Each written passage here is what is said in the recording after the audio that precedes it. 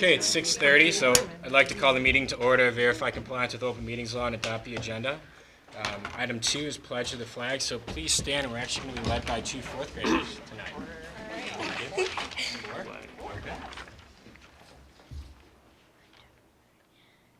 I pledge allegiance to the flag of the United States of America and to the republic for which it stands, one nation, under God, indivisible, with liberty and justice for all.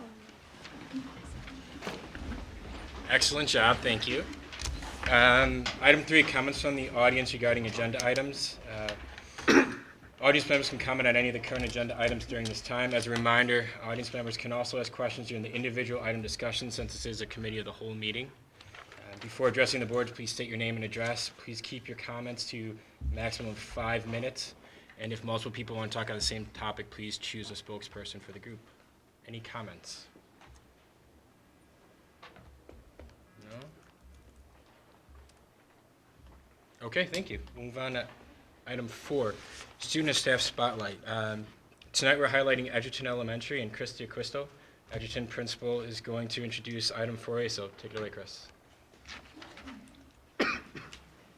So 2 weeks ago on January 26th, Edgerton had our first annual kindness retreat, and it was with our 4th and 5th graders, along with some high school students as well. It was a very impactful day and a wonderful day of learning for our students and our staff that participated. Mrs. Larson and Ms. Callender from the high school jointly planned this event with Youth Frontiers, and they also do a retreat at the middle school as well. So she might just want to plug that at the end. But at this point, I'm going to turn it over to Mrs. Larson, along with some of our students who are here to give you a testimonial of that day. So I've been here for about 6 years, and at the start of my experience at Whitnall, we did the Courage Retreat at the middle school, and it was really impactful, and I loved the whole day and how active the kids were and how engaged they were and how impactful the day was. So I looked into the Youth Frontiers company out of Minnesota, and they have a kindness retreat for 4th graders. So this is just a little bit of the slideshow from the program. So Edgerton came in, and you can see they all came in single file through the doors. They were welcomed by 25 high school kids who were leading the groups. They started out with icebreakers.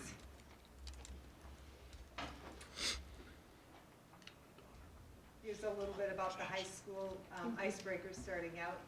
And they had all the other kids join into the Soul Train, as you can see. Got kids really comfortable. Even some of the kids that were a little shy started dancing. It was pretty cute. And then there were a few that really loved to ham it up, so they got their spotlight too. Small groups were led by the high school students. They had 1 high school student per 6 kids. 3 times throughout the retreat, the students had the opportunity to meet within these small groups where they were able to share feelings and thoughts. The people that present are incredibly musically gifted, and one of them was singing. It was neat to see the high school kids and the 4th and 5th graders connect.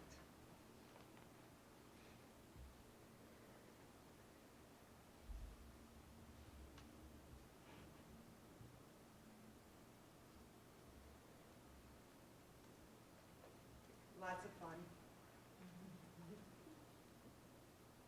And at the very end, the kids gather in a circle and they have a chance to share a little bit about what they've learned and what they're taking away from the retreat. And at that time, I didn't photograph anything because it was really a quiet, very serious time. And a lot of kids came forth and a lot of really wonderful things to share.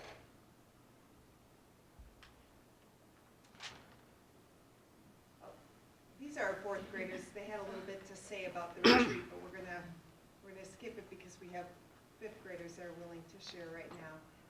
But I do want you to catch this. This was at the end. We had a little time left over. We're going to dance party.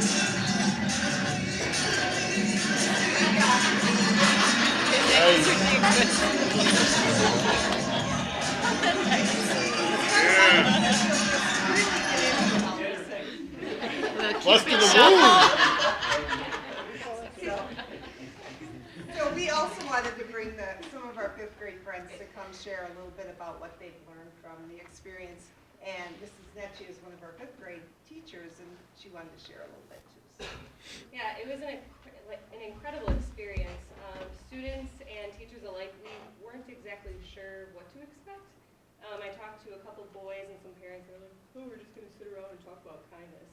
But it was so much more than that. And to come out with such a universal language about kindness, and at this age, these kids are so, I don't know, they're so influenced by the kids, well, their age to do, you know, what's cool or what's not cool, where now we have this universal language of kindness where we keep ourselves accountable and our classmates. And in my class, we take a lot of time to reflect on it and how we've been treating others and how others have been treating us, and I don't know, going forward from that. And I know we have said that there was just a mood that changed after this retreat, and now kids are like more comfortable to come to school because now they're not necessarily worried about what some of their peers might think about them, because they're like, okay, at the end of the day, I know that I was being kind, and I threw out a kindness boomerang knowing that eventually it'll come back to me. We have 4 fifth graders here with us today. Okay, we have Emma.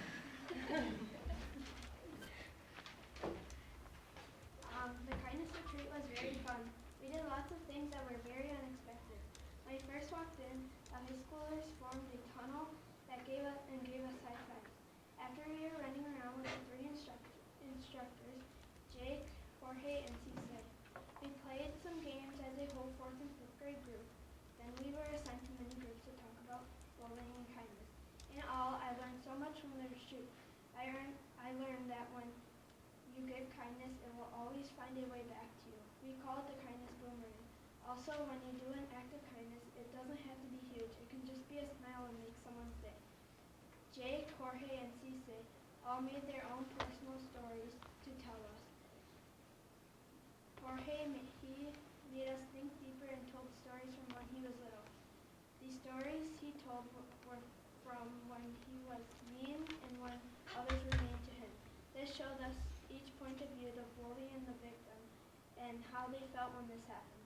He taught us something that is called ICI, which means when you see bullying happen, interrupt the bullying, compliment the person that was being bullied, and invite the person away.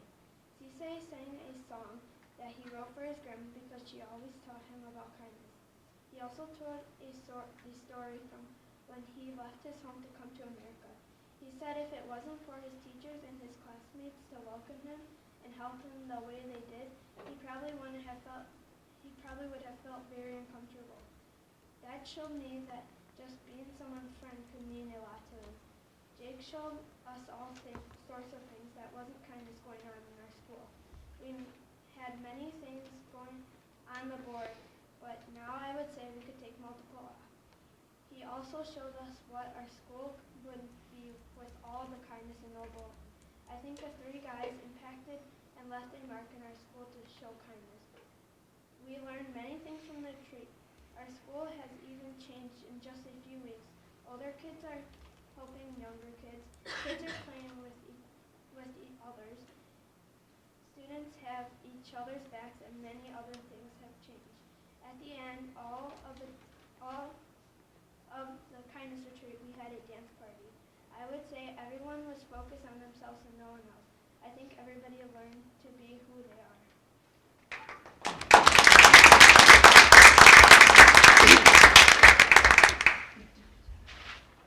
With Kalina.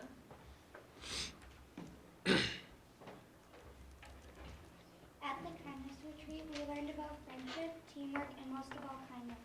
We found being kind is really fun. We played games, we sang, we danced, and we acted. We also talked about being kind and not being a bystander. One way to stand up for our peers is ICI, also known as interrupt, compliment, invite away. Jorge told us about his stories in 5th and 4th grade. This shows that someone might forgive you, but they will never forget.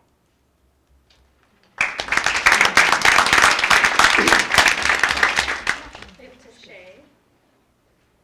The first time I walked into the gym room, people gave you a high five, and when I got I felt weird at first, but when they started playing with us and sharing stories and so, I felt pretty good. I liked how the kindness retreat let you be you and not no one else. It's touching to my heart that Cisse sharing his amazing story in songs about his grandmother saying always put a smile on your face. Jorge sharing his bullying years with us in his hard times, to Jade making us laugh with every word, making us laugh until our eyeballs pop out. It's super cool to see other people have fun and be kind. What I learned is to be kind to people you don't and do like. It makes life so much easier. And I want to thank you guys and Mrs. Larson for listening to my speech, and thank you.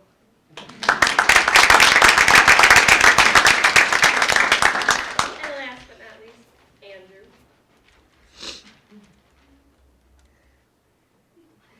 The kindness retreat did anything for us. It impacted our class a lot. It made our class where there was all the cool kids or whatever, and they were just not that cool anymore, or cool, not picky, but they stopped doing all those things and they just got along a lot better. And it impacted me a lot because it made me feel a lot more calm around people, and gave me a lot more patience about people.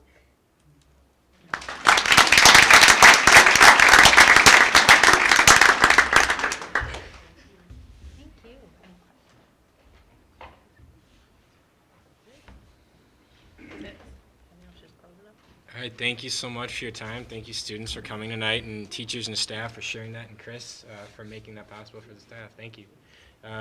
Next is on to item 4B, building news. This is a new item where we're going to allow principals to speak each month about things that are happening in their building. We have board liaisons that are assigned to each location, so it'll be a collaborative effort between the board liaison and the principal to share what we'd like to discuss. I love that face, Corey. That's great, Lori. But a way to discuss what we've heard or what we've experienced is actually going on, and so parents and staff can forward information to Lori or the board liaison, and then we can present it here each month so that we know what's going on in the district and we hit a broader span of all the activities and events. So we're going to start it off today with Lori. Well, I know we conferred a lot on that one. We did. These topics, but, so a couple of events just to highlight. At the tail end of January, we had it was our 4th annual Knowledge-a-thon, which is basically it's a fundraiser, but it's really a fun opportunity for kids to work in teams, and they basically need to answer questions that are part of the curriculum, and then they get pledges from parents and grandparents and whomever, and so it's really one of those 100% fundraisers, and it's 100% fun. Tons of parents through the building that day. They could sign up for the time period that their kids were in the Knowledge-a-thon, so that was a really fun event. And the total, of what we've earned hasn't come out yet, but last year we were able to secure a lot of dollars for some new playground equipment. We are underway with our 35th year of Jump Rope for Hearts, which is a pretty amazing thing to think about that in 35 consecutive years. And that will end the tail end of this week on the 17th. A couple of really special events, though, that have come out of Jump Rope for Heart. We lost a student last year to heart disease, and her siblings are in our building. And so their grades, 2nd and 4th grades, are doing some special collections in her memory, which I think is awesome. And then a 5th grader recently lost her mother and to a heart condition as well. And so the 5th grade banded together and they're doing some fundraising in her mother's honor. And then on Friday, we had a really fun event. Our students are able to earn both individual and class Falcon feathers that are really just showing when they're safe, respectful, and responsible. And we hit a number of class Falcon feathers, which was a goal of 500 for the whole building. And so we played bingo for 20 minutes, which was really fun. Our fifth graders went down to the kindergartens classrooms and kind of helped that through. And I got to call bingo. I felt like it was back in the days of my nursing home experience back when I was a teenager. So I knew how to call bingo. But and then just the doors open of the office, you could hear the sounds coming from the hallway as kids were winning it. It was a lot of fun. A simple way to celebrate 20 minutes, and we were right back into work. So that's what's going on at HCE for the last month or so. Thank you, Lori. Next is Chris with Edgerton. I think I covered the kindness retreat. We have an ongoing sock drive that we're doing right now. It's a community outreach. Socks are the least donated item, so that has been going on last week and this week. We had our movie night last Friday. Over 300 people came. I tweeted that out if you saw that. I don't know how many people are following me, but I do have a Twitter account. We watched the movie Trolls. It was a great evening of food, fun, and watching our movie. We try to do this twice a year through our PTO, and all of the money that we receive from those supports the programming for our students, the additional things our PTO does that we couldn't do without them. Coming up tomorrow, we have our Valentine's Day party. These are really popular events at our school, and they're hosted by our very generous room parents. Games will be played, crafts. Of course, there will be candy, and that love fest begins at 2 o'clock in the afternoon. So come by if you want some of that. Thursday and Friday of this week, we have an artist in residence that's coming to Edgerton. Each year at Edgerton, we try to host an author, an artist, or a musician. So this year we have a musician. His name is Polka Mike, and he's from Pine Size Polka, and he's coming to our school. Each class will learn how to do a polka. I believe it's Polish polka, which is our state dance, I've been told. There'll be accordion playing, banjo playing, and some yodeling as well. So we're looking forward to that, with a culminating activity the last couple hours of the day. Mrs. Sabar also helps us with these every single year, so we thank her for her efforts. And then next week, Wednesday, February 21st, is our 4th grade concert at 6 o'clock. And Mrs. McDonald and the students are really excited to be performing. It's a 1940s review with songs from that period, as well as costumes and hairstyles. That should be a fun evening. And that's what we've got going at Edgerton right now. Thanks. Thank you. And Landon for the middle school. So middle school news. The Kindness Retreat is a good kind of lead-in because we have a focus going on with our 8th grade students right now, and in their social studies classes they are doing a kindness project. So it's sort of a random acts of kindness thing where they go out and they will, offer to shovel sidewalks for senior citizens, or they will go and spend time at a nursing home, or they will lift up a classmate who's been having a hard time. In typical middle school fashion, some of those gestures are more awkward than others.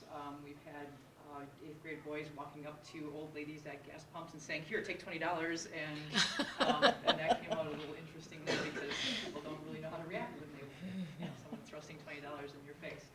But it's really done a lot for the whole kindness initiative. I guess it's not an official initiative, but it's really what we've been spending a lot of time on. It's all about just the be nice and be kind and tolerance. So that's been very, very interesting to watch our 8th graders figure out, what can we do to contribute to the community or contribute to people around us. We also have, along the lines of kindness, we have a bunch of student outreach things that are happening right now, and they're very student-driven. We have one 8th grade student who was recently diagnosed with a pretty significant brain tumor, has gone through various surgeries, and the whole 8th grade class is really mobilized trying to create some fundraising events for that family.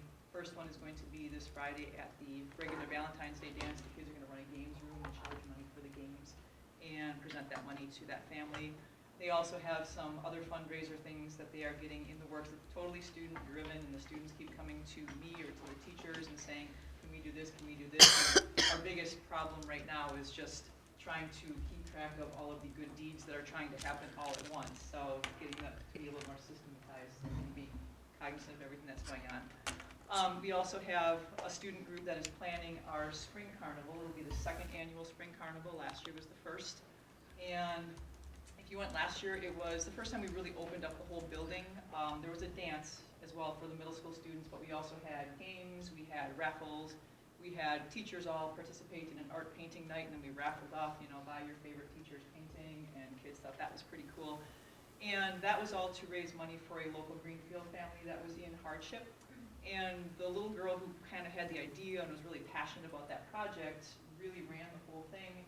This year she's a 7th grader and has been diagnosed with dysautonomia, a POTS case. And so other students came forward and said, could we run this year's spring carnival in honor of her for Dysautonomia Foundation. So now we've got a group of kids, mostly 7th graders at this point, that have gone around the community, have solicited like amazing support and resources and donations from community members and partnerships.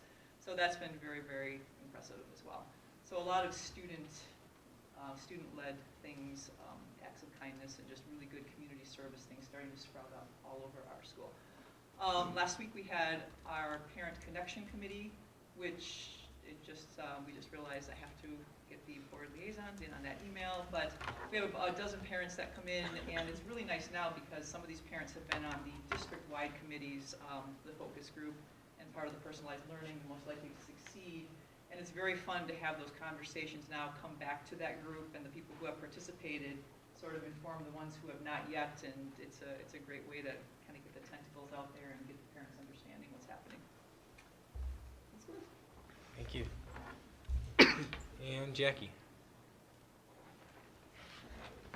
She said she was going to talk for 60 seconds. Way over 60 seconds. We hosted our winter formal on Saturday night. We successfully survived the evening. I didn't notice anybody crying. Two. It happens. That's pretty good. I do want to point out that we really can't run a dance without the help of teachers volunteering. The event is run by Student Senate, and all of the funds go to them.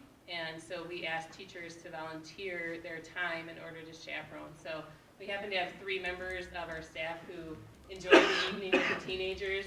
Andrew actually helps to run Student Senate. Todd Smith and Dave Hust were there with some of their other colleagues helping out. We have a teacher, Cody Smith, a biology teacher. He teaches honors biology as well as AP. He was nominated for New Science Teacher Award, which we've received notification that he is a winner, and he will be awarded this at the WSST convention in March. So he's not here tonight, but we're very proud of him, and he got some recognition this morning. Thank you.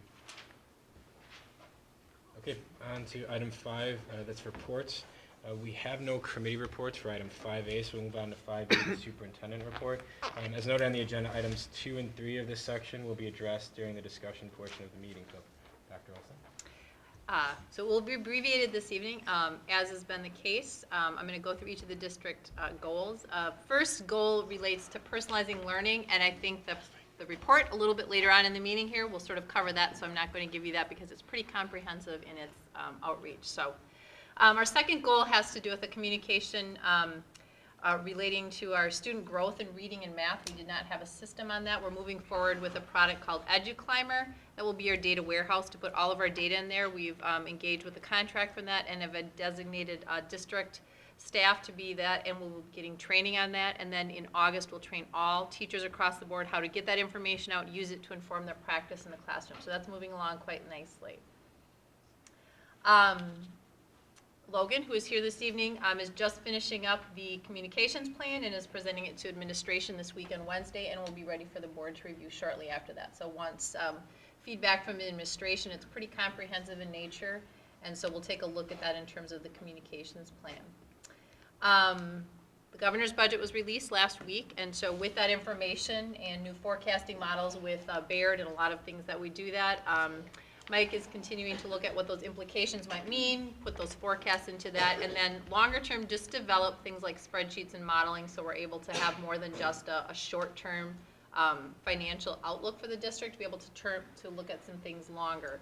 Also looking at some of our other long-term either investments or some of the things that we're using right now to be able to predict those a little bit more than we maybe have in the past out beyond the current school year. Both Mike and Karen Gonzalez, who is our HR manager, have now developed the first piece of all of the hiring protocols and processes and paperwork and forms that go with it and turning those into a much more efficient online process. Really not a standard protocol or procedures or systems in place, and so there's a lot of people involved in hiring, all the way from initially posting it to making sure all the way to the hire when people are getting their keys, and so there's a lot with that process, and so have a pretty comprehensive process. Rolled it out to administration to get some feedback in terms of their involvement and just everybody knowing along the way that whole part of the process and creating some consistency. So I'm excited about that as we start to enter what's called hiring season in school districts. We're continuing on with our customer service training. In fact, today there was another 2-hour, Kathy, training. 2-hour training for all of our district-wide office support staff, and Karen is running those. And so one of the things they're starting to work on, in addition to soliciting what topics they want to cover, is a handbook for all of our office support staff, a working handbook in terms of procedures and protocols that they can refer to. So she's continuing to work with our staff on that on a monthly basis and getting that. Phase 2 of our district office reorganization just finished today. It was a short piece of it. It was the reception area. And so really just a couple pieces left in terms of that and establishing that. And that's all I have to report on. All right, thank you. Item 5C, administrative reports. So we have 2 reports by Eric. Item 1 is the annual technology plan update. So Eric.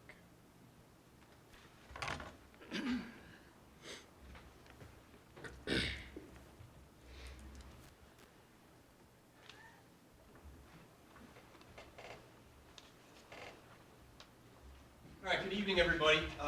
Eric Rand, report out on the annual technology plan update. I do apologize. Major head cold, and it's all full of whatever, and my voice, hopefully it'll last through these tonight, real quick. So, one of the things that DPI recommends is that we report back to the school board on the technology plan in years 2 and 3. So we're about halfway through right now since you guys approved it. As we look at this in just a second, items that are highlighted in blue, those are kind of the updates. So for board members, if you went looking to the web address that I sent you, the items in blue, those are really what you want to key in on the goals. It's our progress towards those goals. Things that you see in red, those are things that we've added. So one of the changes from tech plans in the past with this current one is they want it to be a living document. They don't want us to wait every 3 years to update. We're supposed to update annually. And as things have come up, we add that to the plan, just mark them, and that's, the items in red, so you see those. For anybody from the public that wants to view it, is publicly viewable. DPI hosts the tech plan now. The link is up there. It is rather long, but it is on our website. If you go to the technology department, it's big and bold at the bottom. It says click here to go to that. We'll take you to the DPI site where it's hosted. And really what we want to key in on are the goals parts of it. That's the part that changes, and then we monitor the progress of that throughout the plan. So that looks like this. You come down to it, the goals are really at the bottom here. And we're not going to spend a lot of time on this unless the board has individual questions for me on something like this. But again, the items on the right are where I've been updating as the district, as the instructional technology leaders, myself, curriculum department plays into this. As we either complete projects or make progress towards them, you will see that here. And then here's a good example too of something where we had to add something. When we did the plan, it was almost 2 years ago actually that we were really making the plan, and expanding the Plex program wasn't on the table at that point.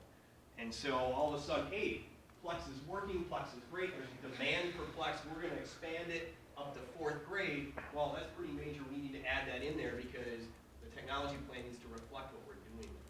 So those are an example of an item there. Another goal, we added the fiber project. We weren't planning on the mayor of Greenfield and the city of Greenfield coming to us and saying, hey, would you like to get in on building out our own fiber network? And we did that, but that wasn't part of the tech plan either.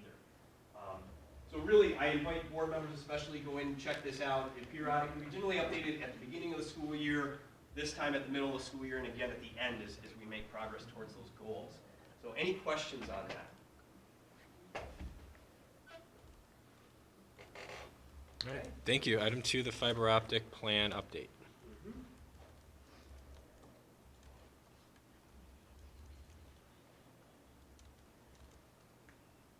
All right, so one of the things that the school board asked me, we took on this big fiber optic project about 18 months ago, and when the night that you approved that, you said, please come back to us at the end of the project. We want a final report on that. Here it is real quick for you. Couple of highlights really quick on that project. We replaced old fiber that was running under the street between the middle school and the high school. That was mid-1990s era fiber, and it was maxed out and needed to be yanked, so that was part of the project. We never did have a direct connection down to HCE. We were renting one at significant cost to the district. That we now have our own fiber going all the way down to HCE under the street. And then the big one was to install that new kind of future-proof high-speed internet connection running at 10G. And the nice part of it, now that's fully up and running, we are only utilizing about 6% of it on a daily basis, which is, that's where we want to be. Because remember, this is supposed to last us for the next 20 years, would be the hopeful goal on that. So the fact that we're only using 6%, that's a good thing. So in 20 years, you'll be maxing it out, you think? We may get there before then, we don't know. Now the nice part, we built for the future, so it's running at 10G now, but we have capacity to go to 40G if needed in the street without having to restring. Yeah, you have a lot of unused fiber, right? That's exactly what it is. We have unused fiber laying down in the street, because that's the expensive part, is going underground. We built in extra capacity in there. We can't even turn that on right now because there isn't even equipment that runs that stuff, but it's in the ground should we need it. One caveat that we did have here in the budget, there's a $5,000 holdback from the primary contractor yet. This was on the recommendation of our engineering firm that we contracted with that was overseeing the project for us. They had some concern as winter was setting in. The boreholes going down 116th Street were sinking a bit, the fill in there. And so we talked to the contractor and they said, yes, this is pretty industry standard. We held back $5,000. They have to come back in the spring and refill those. And should they do that and our engineer says yes and he signs off on it, then we'll pay them that $5,000. Otherwise, we're all said and done with it. And the good news is we are right around $21,000 under budget, which was proposed to the board initially 18 months ago. So some of that came in the fact that once they got in the ground, some of the conduit going down to Edgerton, that stretch in there, they were able to send the new lines right through existing conduit that we had put in for the phone system project 2 years ago, 2.5. Okay. So we aren't taking that money from the loan? Well, we had to pull the whole loan out of 440 from the state trust fund loan. Yeah. And at the end of this whole thing, we have $21,000 left of that loan, and that is including the $5,000 holdback as well in there. So even after that gets paid out, we'll have $21,000. And what do we plan on doing with that? That would be the business manager's decision. I have no idea. Go back to just pay the loan. Right. Yeah, I actually think it has to. I mean, I don't understand the legalese of the loan, but because it was project specific, I believe if you don't expend it all, we have to return. Yeah, if it was project specific, then it has to go back to the loan payment.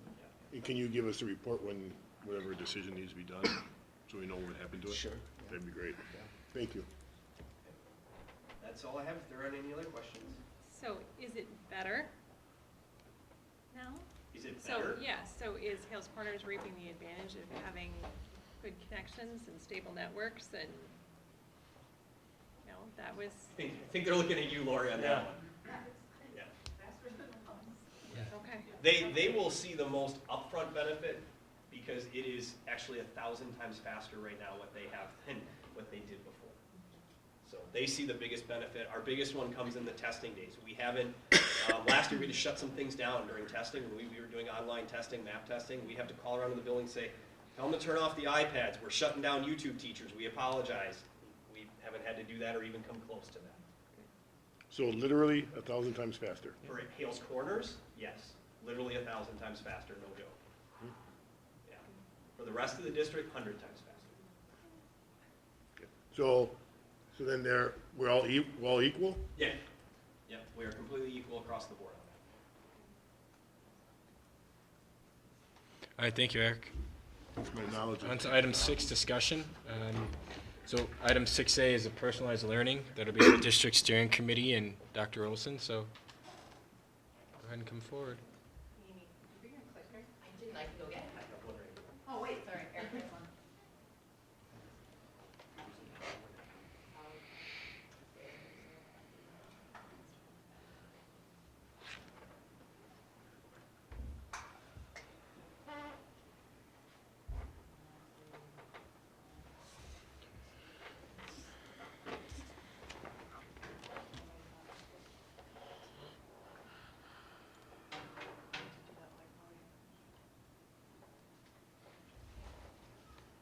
Yeah, lots of people here tonight, which is super exciting. So I want to just recognize, because a lot of the people in the audience were part of what we're calling cohorts around personalizing learning. And so when we get a picture up there. So just raising hands, how many people are in the audience for part of the cohort 1 for personalizing learning if you were a teacher? So I just wanted you to visually see some of those folks. And Dave, you were in cohort 2. And Todd too, cohort 2, and Jody was too. So they were in the second cohort, so we had a lot of teachers that participated in that. So that's why we have such a large audience here today. So you will hear from a lot of them shortly. I'm just gonna, now that I have a clicker, let's pretend I know how. Distance, yeah, distance. Okay, so we're gonna talk about the people. So I want to talk a little bit about that process. So part of it was introducing folks who were here and part of this process that went with it, and we'll talk a little bit more. You are very well aware of, because this was started before my time, the advisory committee, but we want to start back with that piece of it, because I started meeting with them in May, and part of the conversations with them is, how do we take the facilities piece of it that we're talking about, because they started doing a lot of site visits that had to do with personalizing learning, and how do we weave those conversations together, because that's where a lot of them were coming to in terms of what their charge was. So this was their charge in terms of the advisory committee. So how do we take a look at that as we're starting down this journey of personalizing learning a little bit more formalized? So it is in your packet, but these were the dates that we started all the way back from August 26th up until basically now. All of these are what I would call formal large group meetings that we've held. Those ones in blue are those that involved community and parents in terms of those. So the film screening that we did, community conversations, and we've held focus groups with community members, parents. We also invited the advisory committee to join us on the second one of those. You'll hear a little bit later. Also, Ray architects attended those meetings so they could hear the input. They've attended a lot of the meetings recently since they've come on board. To hear directly from staff, parents, community members about this journey so they can use that information as they move forward into that. We also called a meeting specifically of our parents of students who've been in the Plex program the last couple of years to listen to them in terms of what it is that, that they are finding from their child who is in the Plex program that's working for them, questions that they still have. And all of that has really informed our next step about this process and how we engage folks in that. So this is just an overview of all of the stakeholder input and engagement that has happened since August up until this time. One of the things I want you to keep in mind has sort of been a staple of all of our meetings and meetings with parents and community is that when we look at learning, whatever it is, there are really 4 structures that we have that we can change around. And it really grounds our work, and you'll hear this a little bit later. There is the schedule, the daily schedule, the school year schedule, how we take chunks of time and do learning in chunks of time. That's one of the variables that we can look at. The second variable is how do we group our learners together? Grade levels, academic ability, social emotional level. How do we group our learners together? In traditional schools, we use the things typically called grade level, although there are other options to do that because we know that within a grade there are multiple years that range in there. You can have a range of 3 years, actual chronological years within the same grade level. We also look at how do we group our professionals together in a school system. typically I'm a third grade teacher and all the third grade teachers get together, or I teach in the English department and we have our departmentalized or whatever that might be. So what are ways that we group professionals together to take a look at learning? And then the space in terms of both physical and virtual space. We already right now are thinking about personalizing learning, and some people equate that to physical space. Oh, personalized learning, that's that thing where you break down a wall and do some learning. And we're really trying to say it might be one of the components, it's not the only component, and it may not, I can tell you it is not the most important component about personalizing learning. But it is an element to look at because it does create some barriers sometimes depending upon that space and how we might group learners or some of the other things that we talked about. So we spent a lot of time, and it may have been a little painful for folks at first going through this process, because a lot of times we as adults always start with the what. Like, let's come up with a solution, let's fix something that we think is broken. And so a lot of times in the past we always say, well, what is it? Okay, here's a new solution. But we spent a lot of time up front saying why. Why are we even doing this? What is the challenge to us that's put in front of us? Because if we can't explain why we're doing it, then we probably shouldn't be changing anything.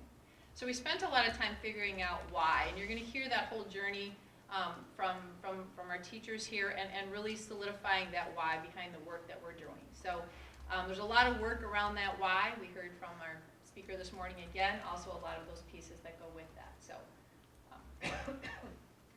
now you're going to hear about the actual process from somebody else besides me. So I'm going to let them sort of introduce themselves and what they do and everything that goes around it. I'll figure out if I can.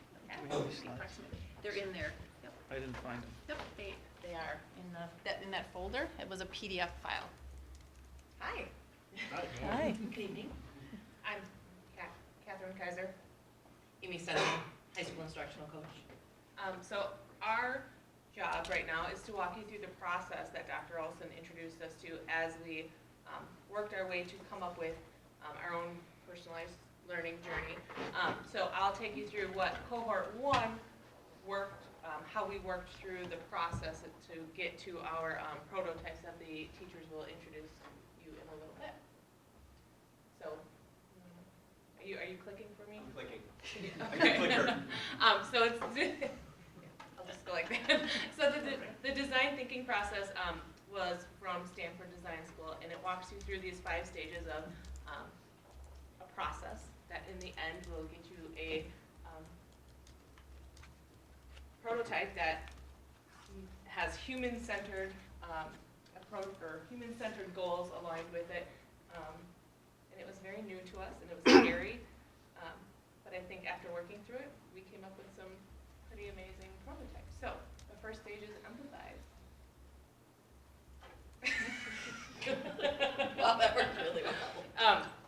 So the first stage is empathize, and in this stage, Dr. Olson had a very large task for us, and we were asked to interview the learners, the people of our community, about education, the learning process, and what do we need to do for them. So we set out on our journey, the 15 of us in our cohort 1, and we interviewed students and parents. I think we even had one grandparent that we interviewed, and asked them lots of questions about learning. What is learning? What is your biggest fear? What's your worst nightmare? What's your biggest hopes? What would a day at school look like if Yeah. you could design it? And we tried to make sure that when we asked for these interviews, we were getting all aspects of learners. So, we had the valedictorian, we had the captain of the basketball team, we had students with IEPs, we interviewed a nonverbal student who used RPM to communicate with us. We interviewed the gifted, talented students. Lots of different people that just moved into our community, people that have grown up in our community, raised their children here, went to Whitnall themselves. So we feel like we got a very broad scope of people that we interviewed. And it was a pretty impactful job that we did, and we got lots of feedback, and took that information to move to the next step. Through all grade levels? All grade levels, kindergarten through senior year. As part of the interview process then, this particular process is called empathy interviews, and it's something that we practiced. We learned how to do it, we learned how to ask the questions. We did it in teams so that one person could focus on the person being interviewed, look at their nonverbals, look at a deeper process than just a a regular interview. And it was great that we did it in teams because we had that ability to have one person keeping the record and one person really engaging with the person that was being interviewed rather than trying to do both at the same time. Then we came back together, the first group, and we tried to pull out the most impactful things in all of our interviews. And we put them on Post-its, and then we organized them, and this is part of the Stanford process as well, into 4 categories. Ours were a little different than those, but think, feel, see, and do. So what were people feeling? What were people thinking? What were they doing while we were interviewing them? And we put all of those Post-its up, and that helped us to move into our next step. So something that we want you to think about to help you understand this process is this particular picture. So what is that? Alamo. Exactly. And when we think of the Alamo, this is what we think about. It's what we've had in our head since we were little in history class, and we learned about the Alamo. But sometimes we get a picture so solid in our head that we have trouble seeing it any other way. So if you look at the Alamo from a different point of view, would you be so quick to identify that as the Alamo? Or would you need to think very differently about it? Because that's not what we've always been told it is, even though that is the Alamo. So sometimes we have to switch our perspective to learn something new. Another example, and we watched a news clip from a gentleman, a GE veteran, who actually created the MRI. And thinking of the point of view and the assumptions that you make, this gentleman, he was up for awards, the International Design of Excellence Award. He created this MRI machine, something to be very proud of. And he went to the hospitals, he saw the MRI machine, he was speaking with a technician about it, and the technician asked him to leave the room. He went into the hallway, and he saw the MRI in a different lens when he saw a family walking in with a young child to go into the MRI.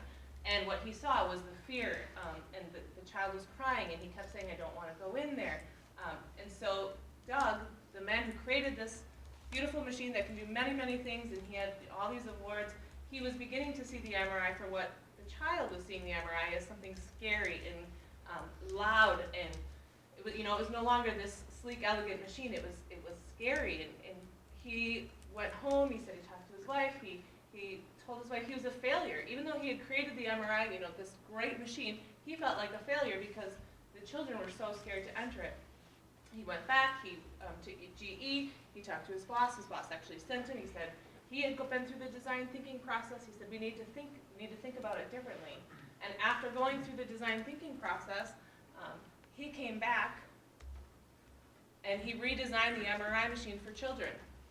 And there's many of these across the nation now, all different themes. But the point is that now, children are no longer seeing this as, a scary thing. And I believe he said something like 80% of children that had to have an MRI had to be sedated. And no longer do we need to do that because it's no longer this terrifying thing. The last comment he made was that in the hallway after an MRI, he heard a young child say, can we come back tomorrow? And so no longer did he have this sense of failure, he was able to go back and redesign. And so I feel like that was really impactful for me, just watching that. Of course, I cried through the whole little news clip when we were watching it, but just watching it thinking, well, of course, we all think that what we do on a daily basis is great and it's good, and we're doing a wonderful job, and I've impacted so many kids, and they always come back and tell me what a great job we did, but that's the lens I'm looking at through it at. We need to kind of change our point of view and look through it through the children's lens. So that was pretty impactful. So our next step was to take all of those Post-its that we had collected and to go through and figure out what we were seeing the most, what were the common themes that we were seeing from the point of view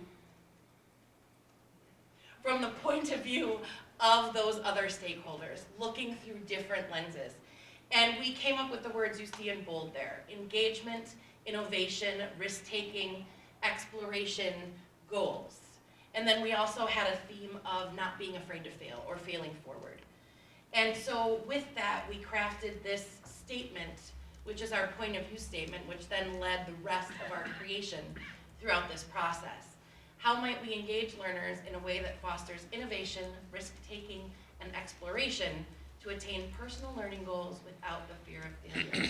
So from this point forward, we made sure that everything that we did was guided by this statement. So the next phase was the ideate phase. Now that we had our point of view, we had to actually come up with possible solutions. So we basically had to brainstorm. And the hard part about this was you had to brainstorm, but you basically had to leave all of your assumptions behind. You had to get rid of those schedules. You had to stop thinking about all of those things that we know about school, that kind of we know that take place every day. You just had to brainstorm. So we of course practiced this before we did it with the Personalized Learning Initiative, and Dr. Olson had us make wallets. And so we had to interview our partner and find out what they needed in a wallet, what did they want in a wallet. We had to empathize, we had to create a point of view, and then we had to sketch out all of these different wallets for our person. And this was not fun, because when I had to ideate, when I had to sketch out wallets for Rachel, the wallets that I kept drawing were the wallet that was in my purse. It looked like the one I had, because I had these assumptions in my head and I couldn't get rid of them. A wallet's supposed to have credit card slots and a zipper for your money, and that's what a wallet is. I couldn't get my head past that, and I think I even got yelled at because I only had one brainstorm in my box and I was supposed to have 5. During this process, I really realized that I had to let go of my assumptions. I had to let go of what I knew as a wallet and be a little bit more creative and not fear failure. You know, this part of the ideate stage is really important, because you can't fear anything. There's nothing can be rejected. It's really just throwing it all out there and what is a possibility. And if we want to start school at 2 o'clock in the afternoon, that could be a possibility. We could throw that out there, because we don't want to think about buses or scheduling or any types of things. We just had to create. So that was the ideate stage, and it was pretty interesting.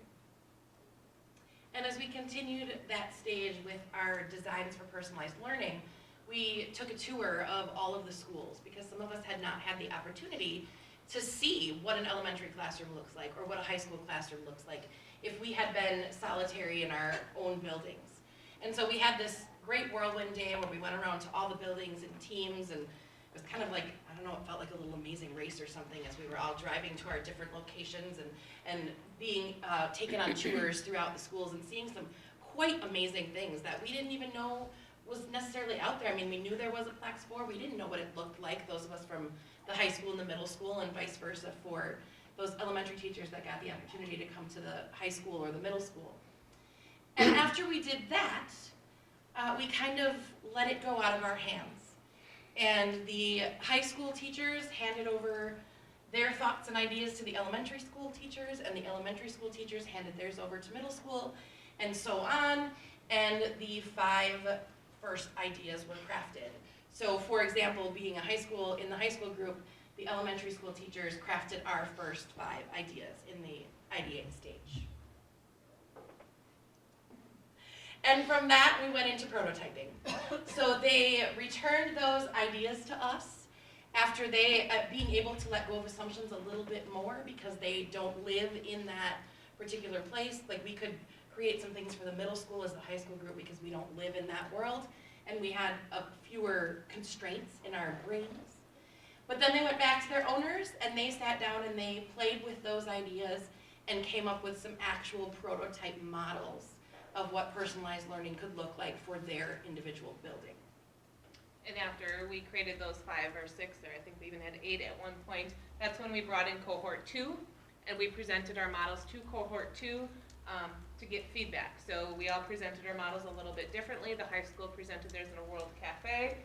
We sat down, we shared our ideas, we got feedback, and then we went back to the drawing table and we edited them as best we could. Fixed them up a little bit, got the feedback. And one thing I forgot to mention this morning about this prototype stage, this was one of the first places that I actually got really super excited. Well, maybe the second place, because I remember sitting at the table right there and listening to all of the teachers with cohort 1 and cohort 2 talk, and I remember specifically, actually it was Dave Huss, listening to him talk, and I thought, this whole time we've been talking about, like, creating passion and helping the students, helping engage the students. And what I was actually witnessing was all of the teachers getting more engaged and the passion reigniting in all of the teachers. And I was like, this isn't just about the students anymore. This is about, you know, reigniting us as teachers and the passion. And so that was really cool to see during that first prototype stage when cohort 1 and cohort 2 got to share ideas. And so then after we shared ideas and we fixed them up, next slide, we got to test them. We did. And so we had a morning where we took those last prototypes and we were told, now come up with 1 or 2 out of this that we could actually feasibly implement in 2017, 2018. And it was a little scary and a little hard to look at this and go, oh my gosh, now I have to, we've been having all this fun and we have all these great ideas and now we have to swoosh them down into 1. So we brought it down into 1 or 2 ideas. I think the elementary presented 2, middle school and high school presented 1 or 2. And then we met with cohort 2 again for the last time for this particular process. And we said, here's what we've got. What do you think? Do you think it'll hold up? Do you have ideas to make it better before we take it out of the showroom and sell it? And it was a really amazing process. And again, I'm speaking for the high school because we were kind of separated at this point into different rooms, but for the high school, it was an experience unlike I have had in a long time as an educator. 14 people sitting in a room, everyone was talking, everyone was sharing, everyone was throwing out ideas, no one was judging. It was kind of, there was so much laughter and so much energy and just a synergy of ideas. And I think that's the beauty of this process, is that by the time you've put in all that hard work and your brain has hurt and you've worked so hard and you feel like you have nothing left, and then boom, there it is. And it feels so good. And we talked about it for days after, how amazing that process was, and especially that last particular stage where it just, yeah. Okay, so 1 more.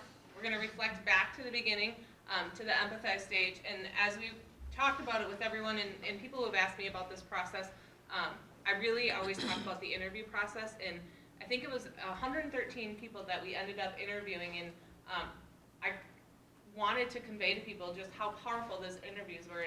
And I can't remember word for word, so as people are asking us, I tried to explain how emotional it was, how much we cried. Amy and I cried during the interviews, whether it was with the students or the parents, and whether it was happy or sad, we just cried. And I cried when we talked about it again with other people. So how can we convey that to you and to the other teachers involved in this? And so we decided to create a short video with student and parent exact words from the interviews in the video to help kind of share with everybody else, what did we gain, what did the 15 of us actually gain in those interviews, and how did we come up with this point of view?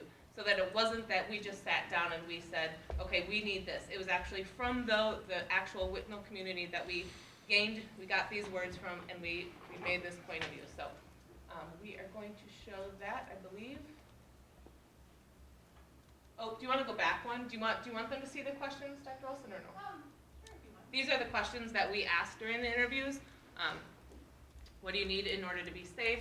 What is learning? Describe when you felt proud. If you could design a whole day of learning, what would it look like? So on and so forth. So, go ahead.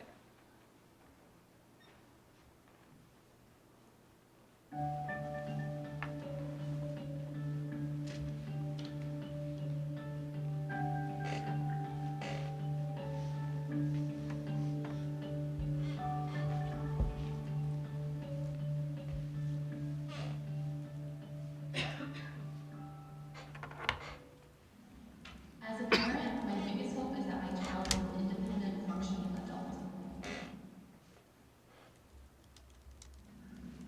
My worst nightmare would be that my daughter is discouraged in pursuing her dreams. I don't want my son to get looked over. They're disengaged. They don't care. When I wake up, I look forward to going back home. I can't remember the last time I learned something in school and remember. Kids focus so much on passing and not learning. We need to teach tolerance. Everyone has something to struggle through.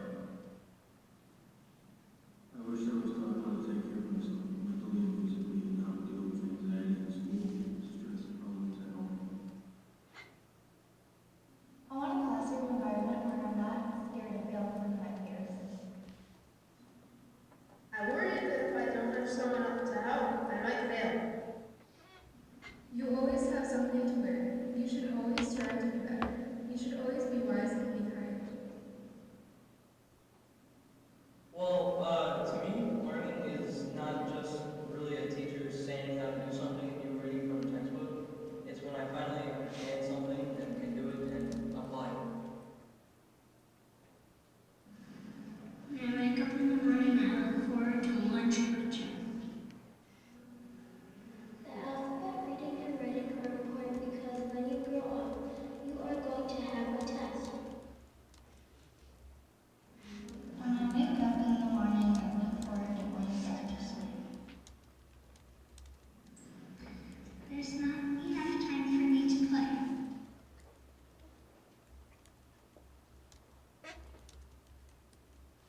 We believe it is time for us to listen to the voices of the Whitnall community.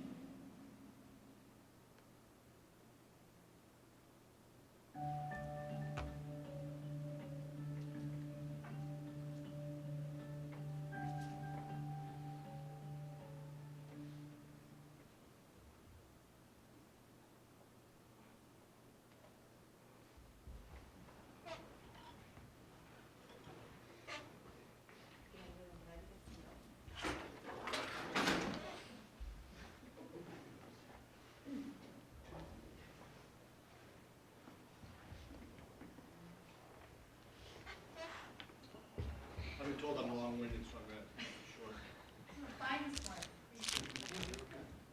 My name is Andrew Baum, and I teach social studies at the high school. I'm Todd Smith, also social studies. So at the high school, these are the 8 prototypes that we created with cohort 1. We used that point of view statement that you heard from Kat and Amy, and the learning structures of really mostly reorganizing learners and students and schedule, not so much space to create these 8 prototypes.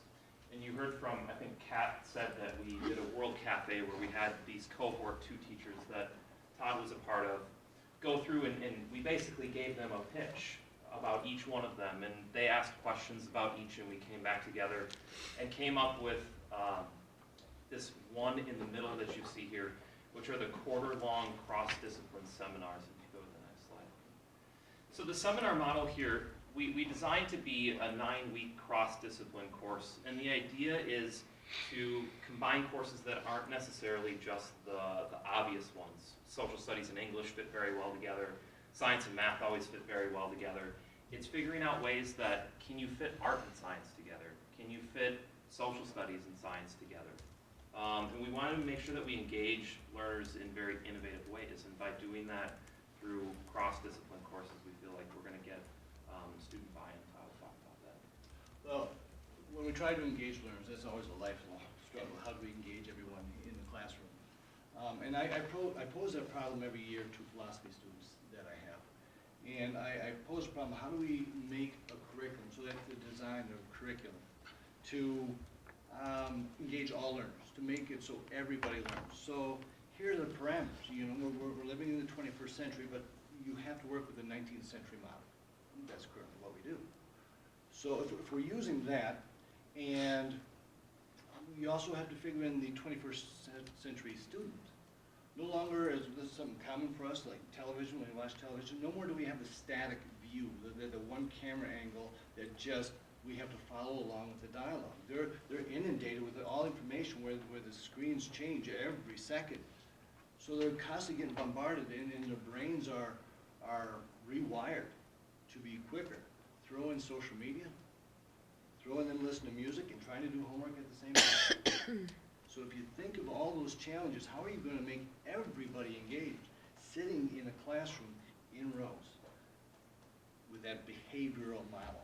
Because that's what it's designed to do, is to train them to behave properly instead of learn and engage. So with that challenge, they struggle quite a bit, but they all come up with, and this, I've been doing this for years, and they basically come up with the model that we're thinking of. You need to make it personal for people. You have to make them engaging because they want to be engaged in it. So if we can do that some way where they get to have, and let me get to the process that we were going through, if they can experience the same things that we did when we were trying to create this prototype. How can we do that so that they are enthused, so that they collaborate, and finally, they have some kind of control. That's what's going to make them engage more. We went through that process, and we were engaged at a high level, and I think that will go towards the students as well. One of the things that I forgot this morning was that, and you're going to see some examples of what we're proposing here for these courses, is with the student buy-in part, the art teacher, when she was a part of cohort 2, was talking to me about this, and she said, kids might not want to take a semester-long art class or a year-long art class because maybe there's multiple concepts in it and they're scared of some of them. Like they don't want to do ceramics, but they want to do some sort of drawing. Or maybe they don't know if they want to do really art at all, but in a 9-week span of time, they're willing to take that risk of getting engaged in something that otherwise they wouldn't necessarily want to. Next slide. All right, so I came in as in part of the second cohort. In the group of us that came in, 14, 15 of us that were in there was a wide range of excitement, anxiety, and skepticism. Some of us are saying, I don't know how we're going to change this and make it meaningful. Well, I think what we came up with was this collaborative effort, which I think is an outstanding model for the way that we went through the process and how we can transcend into working with the kids. First of all, we had this collaboration so we can be cross-curricular. So now we can engage kids, not only you got to go to a social studies class, but you can engage art and music and in social studies, and you can bring in this cross-curricular idea so to keep them engaged with different ideas. And then that can transcend into the model of, well, kids can work together productively as they see that what we have done, now they can see this is the proper model. And lastly, what I think would be important is, I think this will allow us to have a better relationship with students. Instead of me standing here, them sitting there, it's interactive. So if I can be with them and interact with them in the learning process more so than what I do now, the positive aspects of that would be great. We can just demonstrate. So we're going to give you some examples here, but before we talk about that, one of the really cool things that happened is we proposed this to the high school staff on a Friday and gave them the task of submitting some proposals by the following Wednesday, so only a few days. And I think Jackie had looked on that Monday and there were no proposals whatsoever, so I think people were getting a little nervous about it. But teachers were apparently waiting until that last day, waiting to refine and making sure they didn't have any ideas in the middle of the night, as I certainly did. We ultimately had 32 teacher-generated proposals, and that's not just 32 individual teachers. I don't know what percentage of the staff we have in total within those, but it's multiple teachers, 2, 3, sometimes maybe a fourth that's going to come in and help out on certain days. So there's a lot of collaboration that happened here. One of the other things that I noticed on those 4 days that we had was teachers were all about the building. We usually don't get, I don't get math teachers down in my office very often, but Mr. Husk and I worked on a proposal together, and he was wandering about the building and down in my office, and having teachers kind of get out of their holes, I guess, a little bit that the classroom sometimes become was really cool to see. There were just so many teachers in the hallways talking to teachers that they normally don't. So the examples here. Yeah, there's some pictures. Okay. Believe it or not, social studies is not always everybody's favorite subject to go to, as history. But I constantly have students tell me, even though I don't enjoy the subject matter so much, I really enjoy coming to your class because you seem to enjoy what you're doing.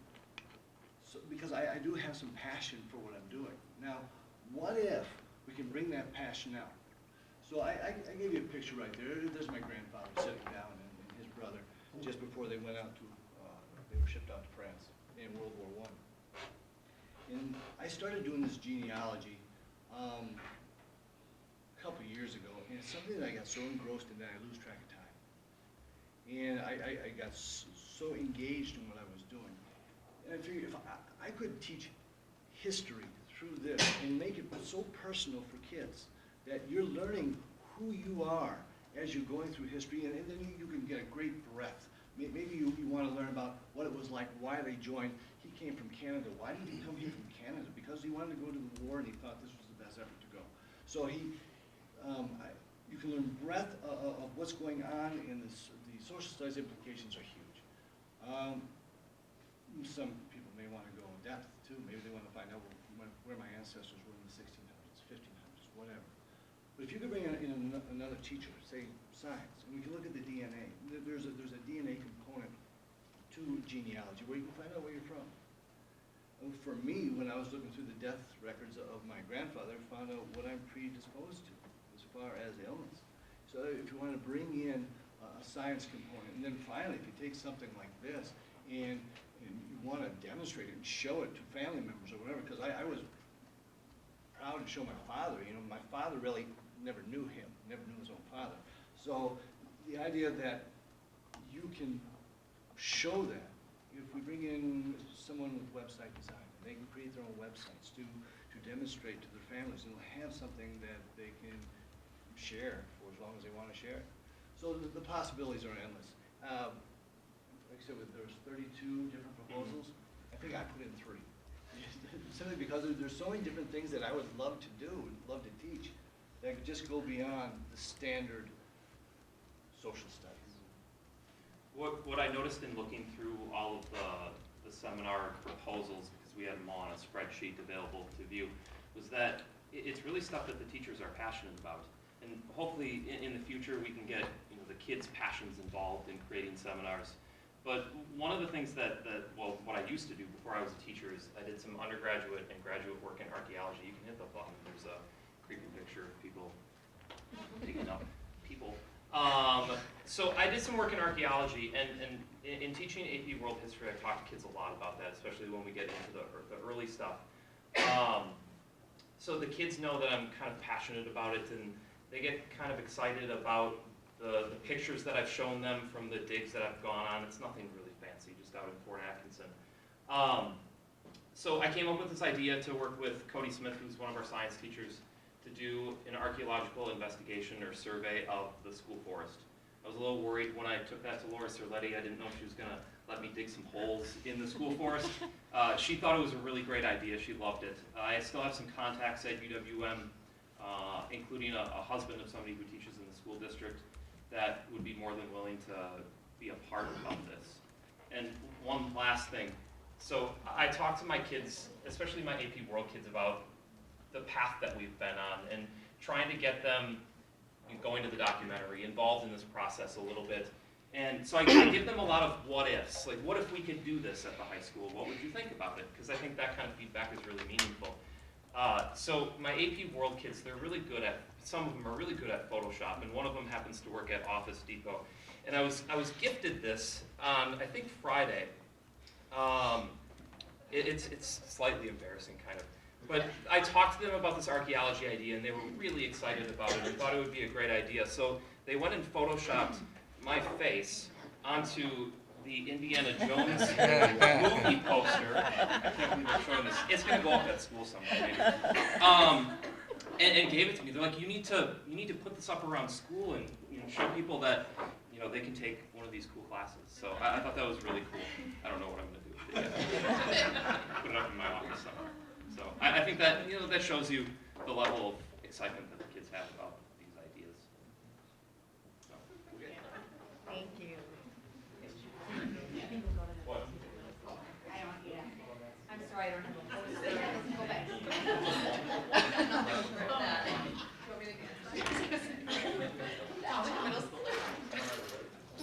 I am Amy, Cap from the middle school, and Jeff Paul from the middle school as well. And we had the opportunity as middle level educators to reflect and take a look at our middle school learners.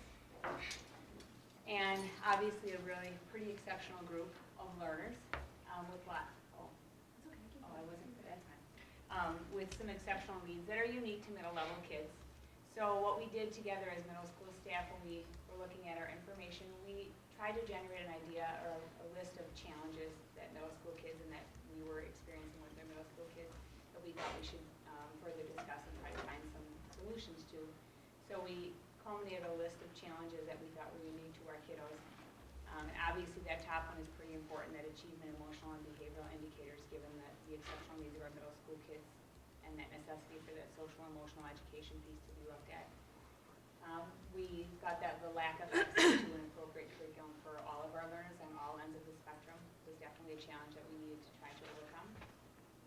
We felt like there was a limited flexibility for educators to develop cross-curricular opportunities. We felt like things were very segregated and isolated, content-based, where there wasn't that flexibility piece to make those natural connections that can be beneficial for kids. And because of that lack of flexibility, ultimately kids were losing that that ability to practice demonstrated critical thinking and ability to transfer that information between different disciplines because things were so segregated and isolated. So once the middle school was able to articulate what our challenges were, it helped us to figure out what our needs were more specifically for the middle level. And based on those needs that we came up with as a committee, we developed some prototypes that could possibly work at the middle level in an attempt to answer those challenges. Jen, can you talk a little bit more about our prototype? So we started with 6 prototypes based on the ideate process or the ideate stage of our design thinking process. And we then redefined down into 4 prototypes, really taking some pieces from all 6 and combining them down into 4.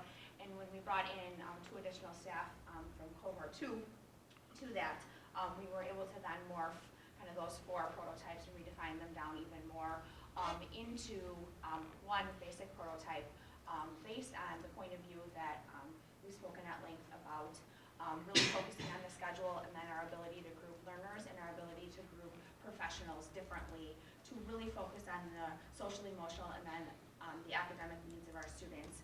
And really what it boiled down to was needing more time with our kids and needing our time to be more flexible so that we could really capitalize on co-teaching and cross-curricular opportunities for them. So our basic structure we're proposing is breaking down into a morning block of our 4 classes and then an afternoon block of our 4 classes, with our elective classes either being wrapped around or dovetailing onto one of those core blocks so that we can really be flexible with our time. If one group was to need more time for something, really just being able to expand and collapse, being able to bring in those applied or those elective classes and really integrating them into those core classes when the time is right for that.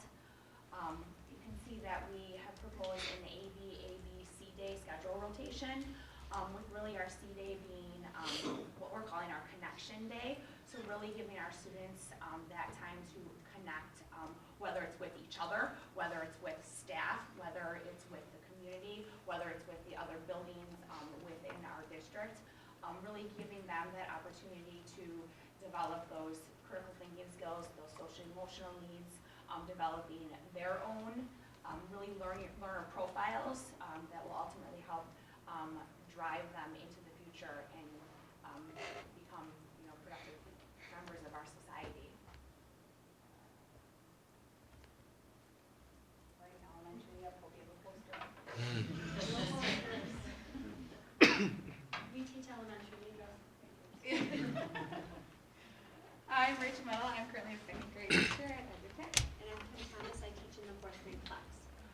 So at the elementary level, we had some exciting things going on. We already have some pockets of personalizing learning happening over the last 2 years, but that also had some challenges involved with that because we kind of have a picture of what it's looked like so far.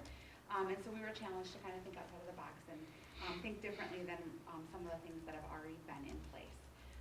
So the next slide's going to show you a visual. This is kind of helpful for those who don't work in the elementary school. In 2015-16, we started our PLEX 1 through 3 program, and that's currently a section of 1st, 2nd, and 3rd graders who are grouped together, as well as a staff that work together to implement the curriculum. Sometimes students are coming together, sometimes they're being taught in separate spaces, and that looks a little bit differently in both schools, but those are some common factors. Then in the 16-17 school year, at both schools, we implemented 4th grade PLEX, and that was more of a horizontal approach where the whole 4th grade team was working on personalizing instruction for our 4th grade team. So where are we going? As a team, we've kind of decided that A horizontal approach really is going to meet the needs of our learners in a much more cohesive way that can be implemented across our whole school. That spiral down the center is really implying that at each grade level we really think it's important for us to be able to vertically team as well. We need to know where our students are coming from and where they're going, and as a grade level team we'll be working with all learners and staff.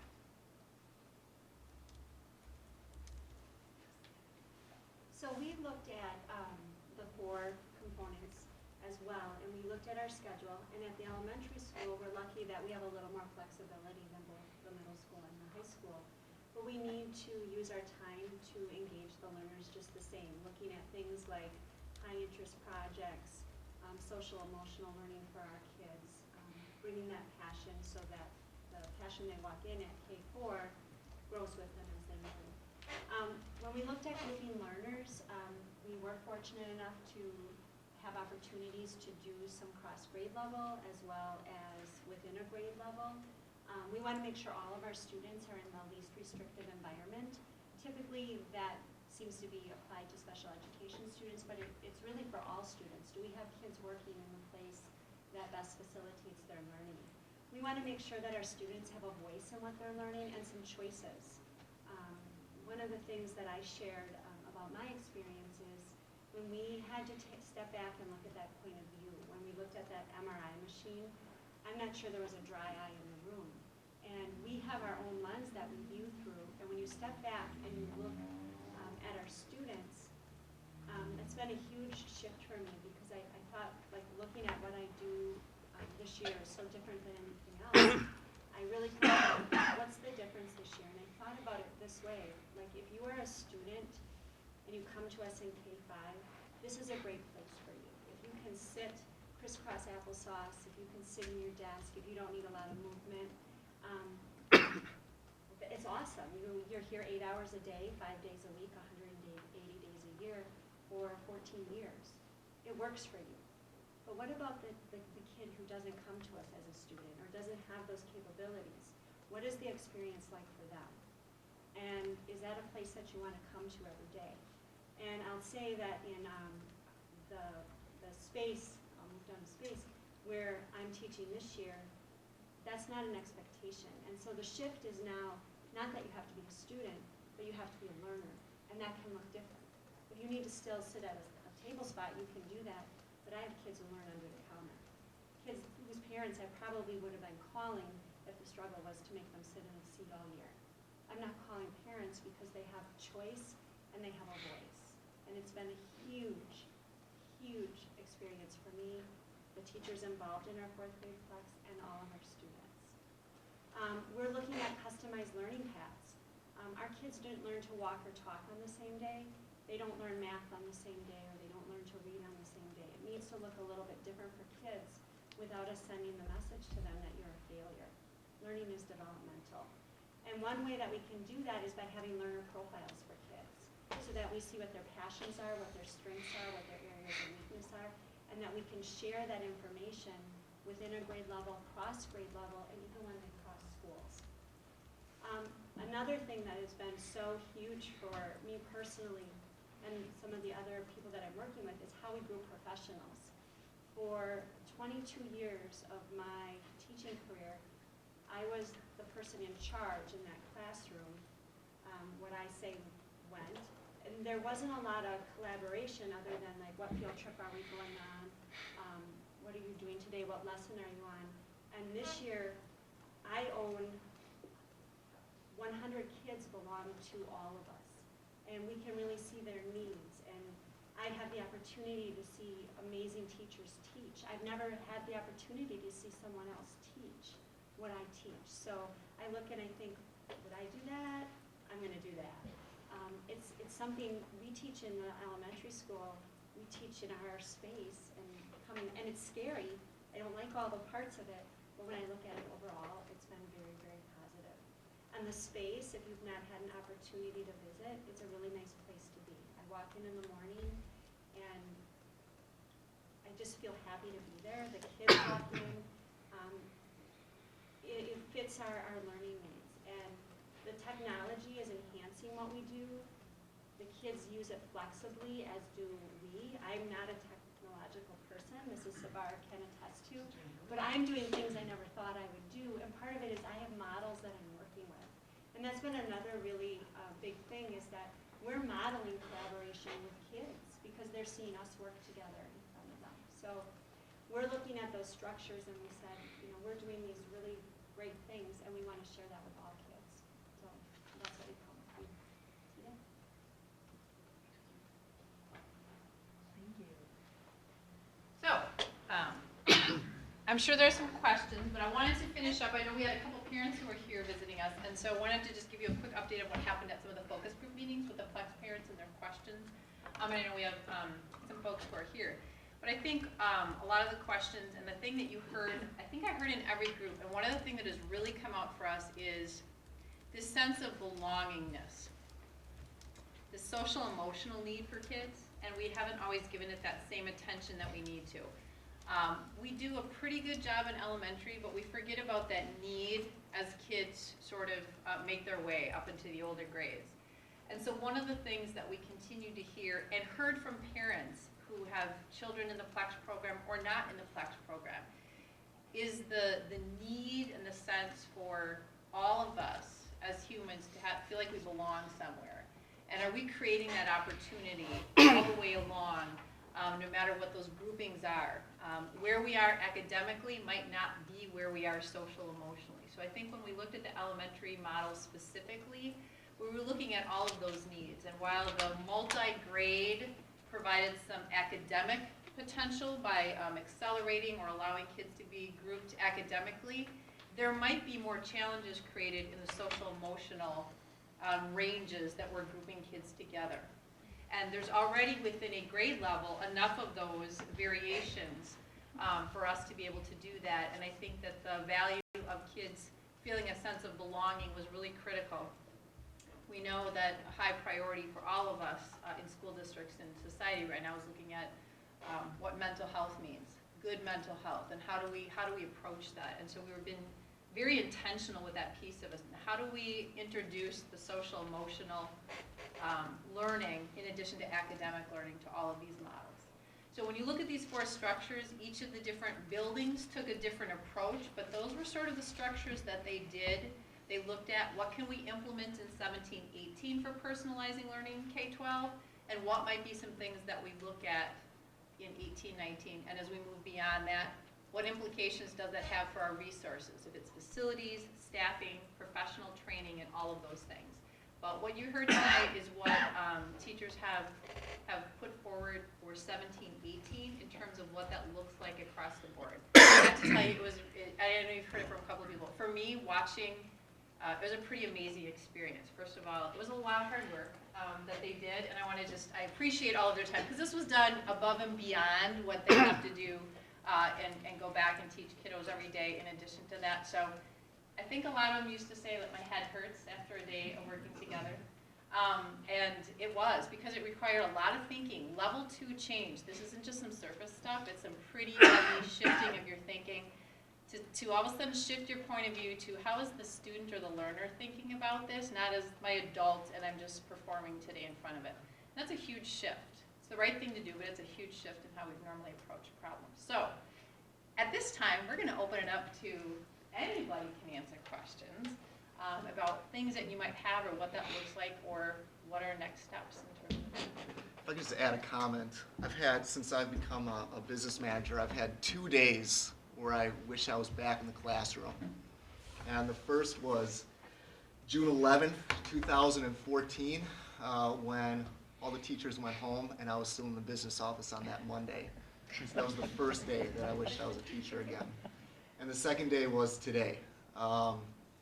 This morning, to hear about personalized learning, to see the teachers come up here and show some passion. I taught economics, and I could really relate to the social studies piece, and wanting to collaborate with other teachers.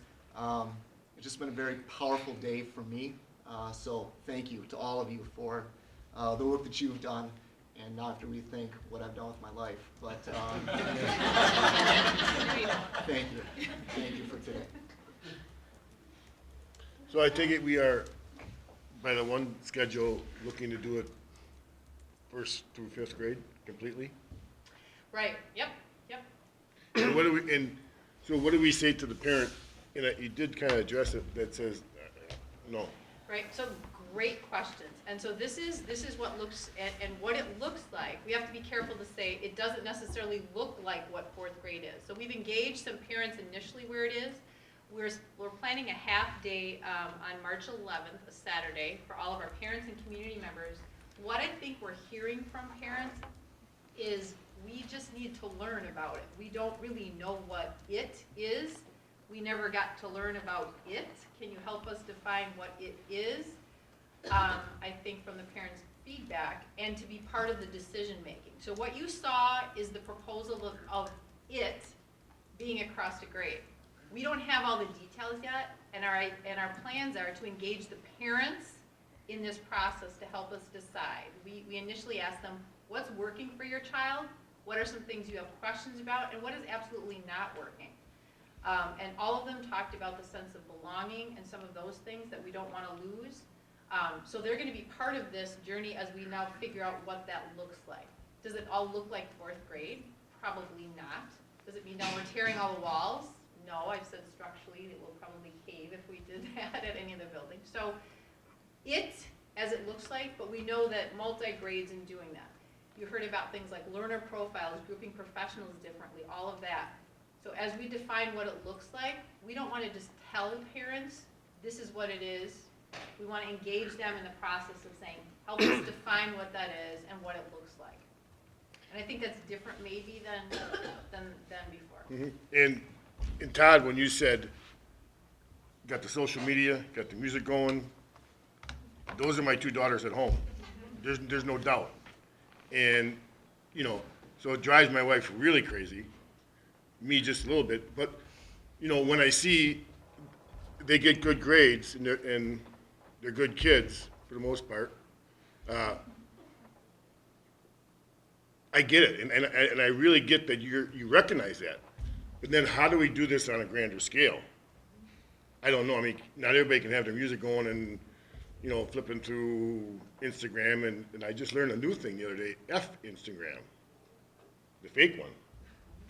Yeah. Tough guy over here. Learned something new. It came on right there on TV, right on TV, and my daughters are there and they're smiling. Yeah, their mom knew, but dad didn't know. So how do we do this on a grander scale? I mean, I really like that you recognize that, and that the learning space is changing, and there's no doubt. And I think our learners are changing. Heck yeah. The clientele we're teaching now is really different than 25 years ago. So if I'm still teaching the same content than the way I taught 25 years ago, I'm not reaching my learner. I think we need to make a shift in how we're delivering our content and how the learners are involved and how we're developing the learners and challenging the learners and giving them some choice. And I think at the secondary level, this is our starting point, this is our entry point. But I think we can look forward to seeing this on a grander scale in terms of perhaps this is how students will actually get their credits. They will have these collaborative classes where they're actually immersed in an experience and learning the standards in situation rather than in isolation. And that's where we're looking to expand with the secondary model.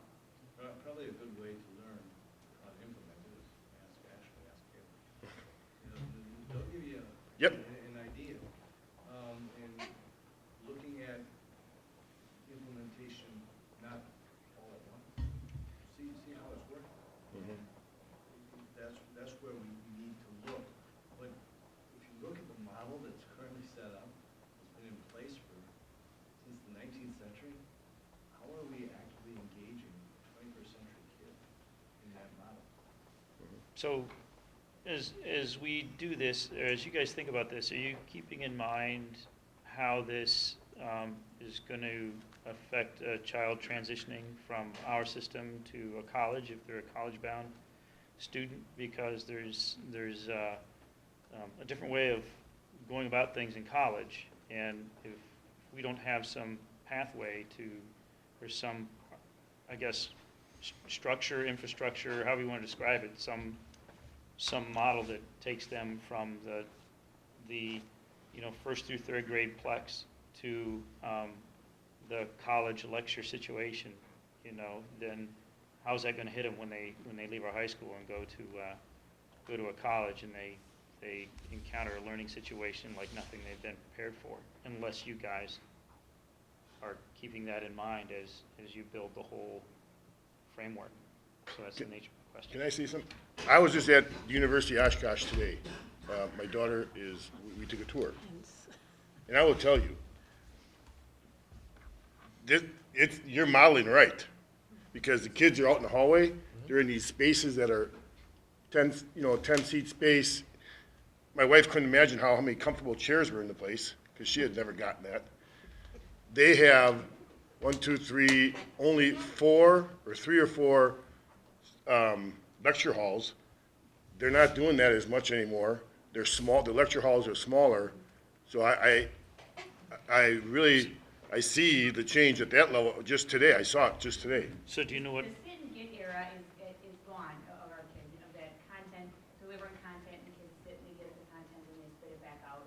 If we really do want to get them ready for the college level, we need to have that application piece. We need to have kids using the knowledge that they have. They can find that content in 5 seconds on Google. We need to push them a little bit further, and I think this allows those skills, that critical thinking and the problem solving, and some of the decision making to come into play that I think we're lacking right now with our old industrial system that we're using. No disagreement there, but I realize it was probably longer ago that I was in college than most of you folks.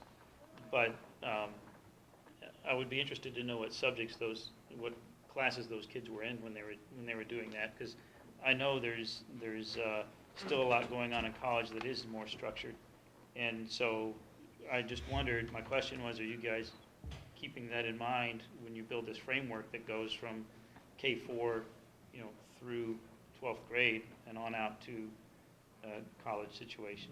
Because there still is a lot of, yes? I was just going to say, absolutely, we are keeping that in mind. And not only are we keeping that in mind, but the number one thing that we heard from our seniors that we interviewed is how terrified they are, and the anxiety, and how to live on their own, and how to problem solve. So not only preparing them for those lecture situations, but preparing them to be adults, and to leave, and to not ask to go to the bathroom anymore, and to live their life like an actual adult, living on their own. So yes, I believe we have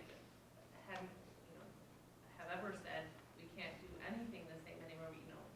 Some structures I think will remain similar, but there's a bigger picture as far as preparing them for college. And I think we've never really thought about that. And I think now's the time to think about that, especially with suicide rates the way they are. We need to look at that picture as well. And research does show that when you teach a student how to learn, they can transfer that learning to any type of learning situation. So the plan here is to teach students how to learn and to innovate and to be creative thinkers. And that will, whatever the situation they find in college, an innovative system where they're out in little rooms, or your Ivy League structure with, the lecture halls and content.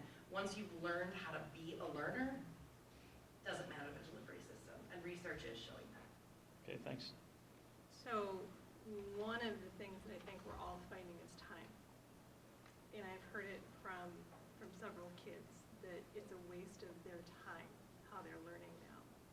Because there was a group of freshmen that came in and they had their health class and they were talking about diseases, then they went over to the biology room, something else, worked on stress relief and what that might look like in gym, and then it was just all replicated and nobody was talking to each other.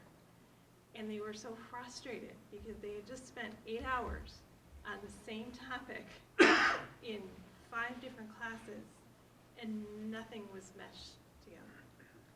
And they're thinking about sports practice, they're thinking about, not necessarily as freshmen, but getting jobs and what the work schedule looks like and just all those extra pressures.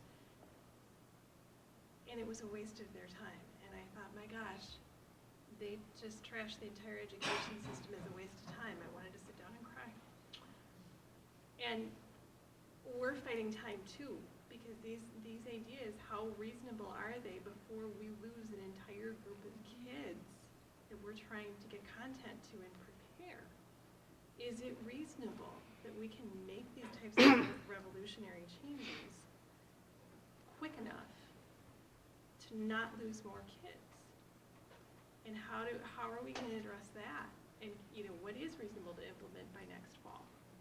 And that concept of time is not limited to high school students. I hear it from elementary kids too, and middle school kids, because they've just got so much competition for their own time and what they're doing. And how are we going to address that, and how much of this is reasonable to get done?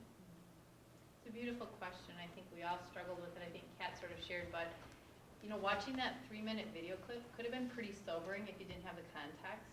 I think a lot of us who heard, I don't think most of them who did the interviews expected to hear what they heard from kids, and that was very sobering, because it's your life's work, and to all of a sudden hear from the faces sitting in front of you that the thing they look forward to is going home. That's not a real, it's not a real good feel-good thing. But if we're not willing to face that and say, what can we do about to change it, that's the very first step in that. So there is a sense of urgency, I think, from all of us, and trying to balance that with at what point can we make those changes and where can we make that in terms of those folks who've been in that system. Can we change all of a sudden at 12th grade? Does it have to come there? And so we're trying to balance those two things, where a system and bring as many stakeholders along with it, because it can't just be our staff that's talking about that. We heard about that at the community conversation on November 30th. The thing that stuck out in my mind the most was listening to community members and parents say, can we try this different this time? Because we train teachers about a new thing, and then eventually parents get a letter home about it, and then maybe a year later in the newspaper there'll be an article to the community, right? Why can't we all learn it at the same time and make some decisions simultaneously about what's in the best interest of that?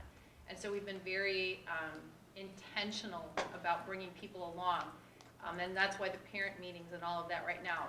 We don't have it all figured out right now. We've had to do some of the groundwork, but we want to engage as many people in this process so they're aware of it and we can make the very best. And the change can happen as fast as we possibly can, but not leaving people behind in that part of it. So do we expect something new for the fall? Yes, you saw 32 courses that we're doing, and that piece of it with, I don't know how many posters. She's like, yeah, he's having a heart attack back there. We talked about it. They were proposed. We talked about it. So that was proposed, and I had to stop this morning and just celebrate that from a high school staff. I mean, because I think Andrew and Todd didn't celebrate. That's a really huge thing. You go from like 0 on Monday, and they were 32 different courses, which means there were multiple teachers in each of those course proposals. That was really exciting. So that's going to be the first step. If you can generate posters with your teacher's face on them in that short of time, this has happened in 10 days.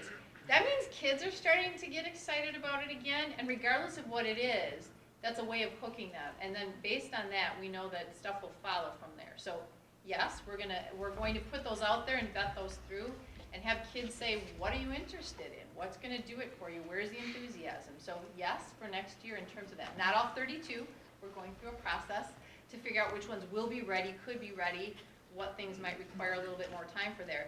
But I think, as you heard Andrew say, there were 8 different prototypes. This is the first one that was doable in 17-18. Some of the rest of them, you talked about combining some core courses because of what I call learning efficiency. Absolutely, there's overlap with stuff because people don't talk. And that's where you save the time. You can start talking about that other stuff instead of just machines all day long and not stopping to think about those other pieces. So I think yes on all of those pieces. We wouldn't be bringing them forward at this time if we didn't think they were good. And the 32, is that all across all the grades though? That was just the high school. Those course proposals were at the high school. In terms of that, we're going to winnow that down to a manageable size and have the kids have voice in which one they're going to register for, what those are, and then we'll develop them and bring those forward to the board for proposals. But then what about the elementary and middle school? Yep. So those models in terms of across grades, that's next year. That new schedule that the middle school presented, that's next year. Yep. Thank you. That was a lot of work for everybody. Really. It's going to mean a lot to the kids and the families. I have a question about the elementary. Sure. Well, it probably applies everywhere, but what about the student? I see where you're going with grade level across versus the vertical.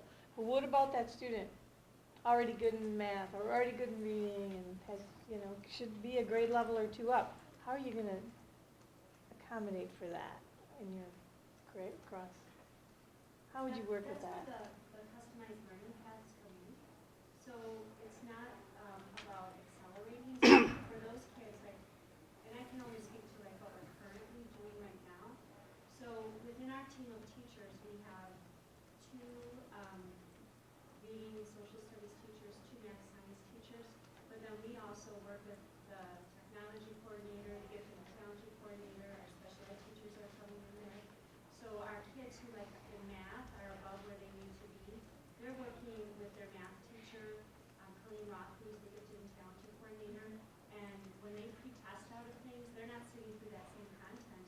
They're over in another part of the room, they're working on Dreambox, right now they're doing individual projects, where they're doing independent work, checking in with teachers, working in small groups, and the same with reading. By having the kids grouped up the way that they are, in a typical classroom, if I had 1 or 2 accelerated readers, I would do what I could with those 2 kids. But now, within our class of 50, we have 50 kids at a time, I have about 7 or 8 kids at that level in each space. So now they're able to work together, and we can meet their needs where they are. And the same thing is I am pulling in people that come in and work with us. The same, our special ed kids, they're in there with us, and I think that was one of the most powerful things when we did the tour with the middle school and high school people. The biggest comment was they were like, we couldn't pick out who the kids were because they were all in there working and they're doing their own thing. But it's not chaos. I mean, I welcome you into our room because it's very structured. And we do, Dr. Jones, we still have times where the kids are expected. I think more like flexible learning. We're teaching kids how you need to learn in different situations. So there's times where all the kids are still up at the carpet and we're doing whole group instruction if there's something you all need to learn. And you're teaching them, this is how you look in this situation. These are places where you have choice. So I think we are, and I think we want to see that at different levels, even though we know it's not going to look like what it looks for us. And maybe what we're doing isn't going to look the same for us as well. Well, this is pretty exciting. And I know that there's no one-size-fits-all and that it takes this kind of reflective work that you guys are going to put in to make the Whitnall supposedly model work. When I'm out and about in, my circles and crowds or whatever, even my accountant now wanted me to send pictures of what you're doing because I get pretty excited about the personalizing it and reaching all kids in the way that you guys are doing it. And I've been in a couple of the classrooms, not enough, but I can't wait to get to the middle and high school and see that transformation occur. But to watch you get excited again and again and again it's just, it touches my heart too, because that's what the kids want to see. They do, they want to see that. I do grandma daycare, and my little 4-year-old was kind of struggling with, some of his lessons, and he's in Montessori, and it's really cool. That's very, very personalized as well. So then I pulled from your concept one day, because I take him, drop him off or pick him up or whatever, and he was struggling for a couple days, and I said, well, how many lessons do you think you can do today? I pulled on the kids set their own goals, right? And it was like, boom, turned everything around for him. And he's been doing great ever since, and we, Mom and Dad, we all talked about, wow, that was a good idea, just get him to set his own goals. What does he want to accomplish today, and get him back focused on the work in the classroom. I had to tell you, I think it changes us. So when you start to get the kids doing things different, it causes us as parents and grandparents to take a look at our environments and how are we working with our own children, and are we providing some of these, are we maybe expecting them to do all that they can do as well at home. So I think that I can see where those conversations with the parents and things are going to help as well, because it's a big change, but it's definitely worth it for our kids. Well, my other question is, how do you measure this stuff? I mean, it's not about test scores. I know that. And I love, what you want to see happening, the engagement. I mean, the social emotional engagement. Those are the kinds of things that are going to be like true measures that you're reaching kids. And I look forward to how you're going to figure out ways you can come back to us and say, oh yeah, this happened in my classroom, and now the other teachers are watching me, because that's how this is growing, and then now we're gonna see it happening in their classroom. So I look forward to, you guys finding ways to continue to measure your successes in different ways. Again, probably gotta think out of the box on that, because it's not about test scores, so I can't thank you enough for all the extra time. And I'm sure the whole board feels we'll do what we can to support you in terms of time and resources, because it's gonna take that. But that means that we have to be prepared to look at a different kind of data. Exactly. You know what I'm saying? Yep. So, and when you said one size doesn't fit all, I think that's the point. Nancy? Teachers learning from teachers, that's where it's at. Kevin? I think back to Quinn's question, and I'm kind of curious how that'll play down the road. As far as, we're trying to get the parents to understand it as well, and how they see how their child's going to interact in this environment. But there's still going to be those people, same with the people that don't want their children to take tests, that say, I live in this district, but I want my child in that 19th century learning environment. And have we seen from other districts that are further along with this what their contingency plan is regarding that? I guess what comes into play at that point? We have, in fact, we have some of our own parents who are teachers and work in other districts and have sort of talked about that. And I think the biggest thing that we're hearing is, if you don't bring parents along with you to understand it, their misperception of what it should be or what it is or what might be working for their child, that's where it all comes in terms of it. So, and when we had a couple of the parent meetings, there was a couple of things that sort of came out, and they were interesting as we sort of challenged some of the assumptions from some of the parents about, because kids can still have their own personal space, and you have to look in terms of that. And some of the parents were like, well, they just need their own desk. And when you continue to talk about what that meant, does it mean just personal space, that they have a place that's theirs, what that meant, and really sort of came around to what that is. And so it doesn't mean that there's not quiet time, and I think as Kim shared with you, it doesn't mean there's not structured learning and there's not a time where people are learning how to, you can't be quiet, you can't be whatever. So when you ask parents about what it is, and we really challenge them when they use the phrase traditional classroom, what do you mean by traditional classroom?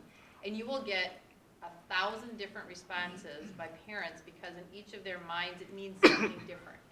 Some of them thought it was a desk, some of them meant, and I think if we can bring them along from that, because I continue to hear from parents who've been there. I think Lynn shared with you some of those experiences as they have been. That's probably the most powerful thing we can do right now, is to continue to engage them. I think our speaker this morning, who's going to come back and speak to our parents and community, I think will be extremely beneficial in sharing that message about what is personalizing learning. We just don't know what it is. It's not what we've done in Flex. That's just a physical thing we look at. And so I think to that point, Kevin, as we continue to inform parents about what it is, what does it look like, we didn't do that up front. So for us to sit here a year and a half after the multi-grade Flex has started and say, is it working? We don't know what it is that we're supposed to be measuring, because we didn't put it out there in front of it. So going back to what is it that we're trying to do, we have that point of view. We're trying to engage learners. We're trying to, no fear of failure. Do they have personal learning goals? We're putting it out there now. So a year from now, when we say, is this working? That's what we're measuring. And achievement, social, emotional things, those are all part of what we're looking at in all of that. We don't know what we were set out to change when we did that, so we're struggling with what it is we're trying to measure at that point. So this time around, we're trying to make sure that we know exactly what it is that we're being intentional about. And I think, you're not going to know what it is, or we're not going to know what it is, until the first wave of these students ends up graduating from our district and going to the next level to really see. I know you said once you can be a learner, you can learn in any environment, but then we also have the idea of, is there, they can learn in that, they can do it, but is that keeping their attention? And in that 8-year time frame or 12 years when they graduate from college or whatever it may be, how much is the environmental landscape or the educational landscape going to change in the college level? How much is that going to form to what the bottoms-up approach we're taking is going to be? I think that's where, obviously it's too early to tell because we are not as far along in this, but I think you just need to observe the ever-changing environment to really figure out where this is going to go in the next year, the next 5 years, and so on. To build off of that, I think the fact that we're engaging the teachers who are in the classroom with the kids every day, they're the ones that are going to say, yes, this is working, no, it isn't, no, we need to change. I mean, if it's someone in the office, by the time it gets to you or someone back there, it's already too late. If they're engaged and they're saying, this isn't working, how do we work, and they're collaborating amongst the teachers, they can come up with a solution there, try it, and then bring it back to say, hey, this is what we're seeing, this works better, let's try it. And it's done, instead of a whole long, drawn-out process like we're having to go through now. It's more agile. And sometimes I don't know that we have to be as worried if we're preparing them for what college looks like, because there have been many functions of college that have changed that we're not keeping up with. So there's a whole lot more online courses for college students now that our high school students don't necessarily know the personal discipline that it requires to keep up with an online course when you're not in the traditional classroom, because we never showed them how.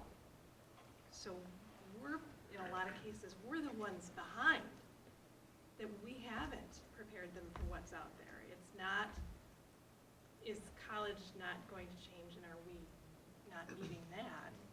I think we're already behind in what's going on in higher education levels, and that we haven't prepared them for what is out there. We were shared this morning that this year's kindergarten class will graduate in the year 2030. Can any of us predict what 2030 looks like, right? Think about that. This year's kindergartners, and we're preparing them for what their future is. We didn't even know what ours is like. I'm still waiting. So thank you to everyone that's been involved, and thank you to those that got up and stood today and talked. I know it's a lot of personal discussion, and it's obviously being recorded, but thank you for your honesty and for all the time you've put into it. Can't wait to see what comes out of it, so thank you all. And now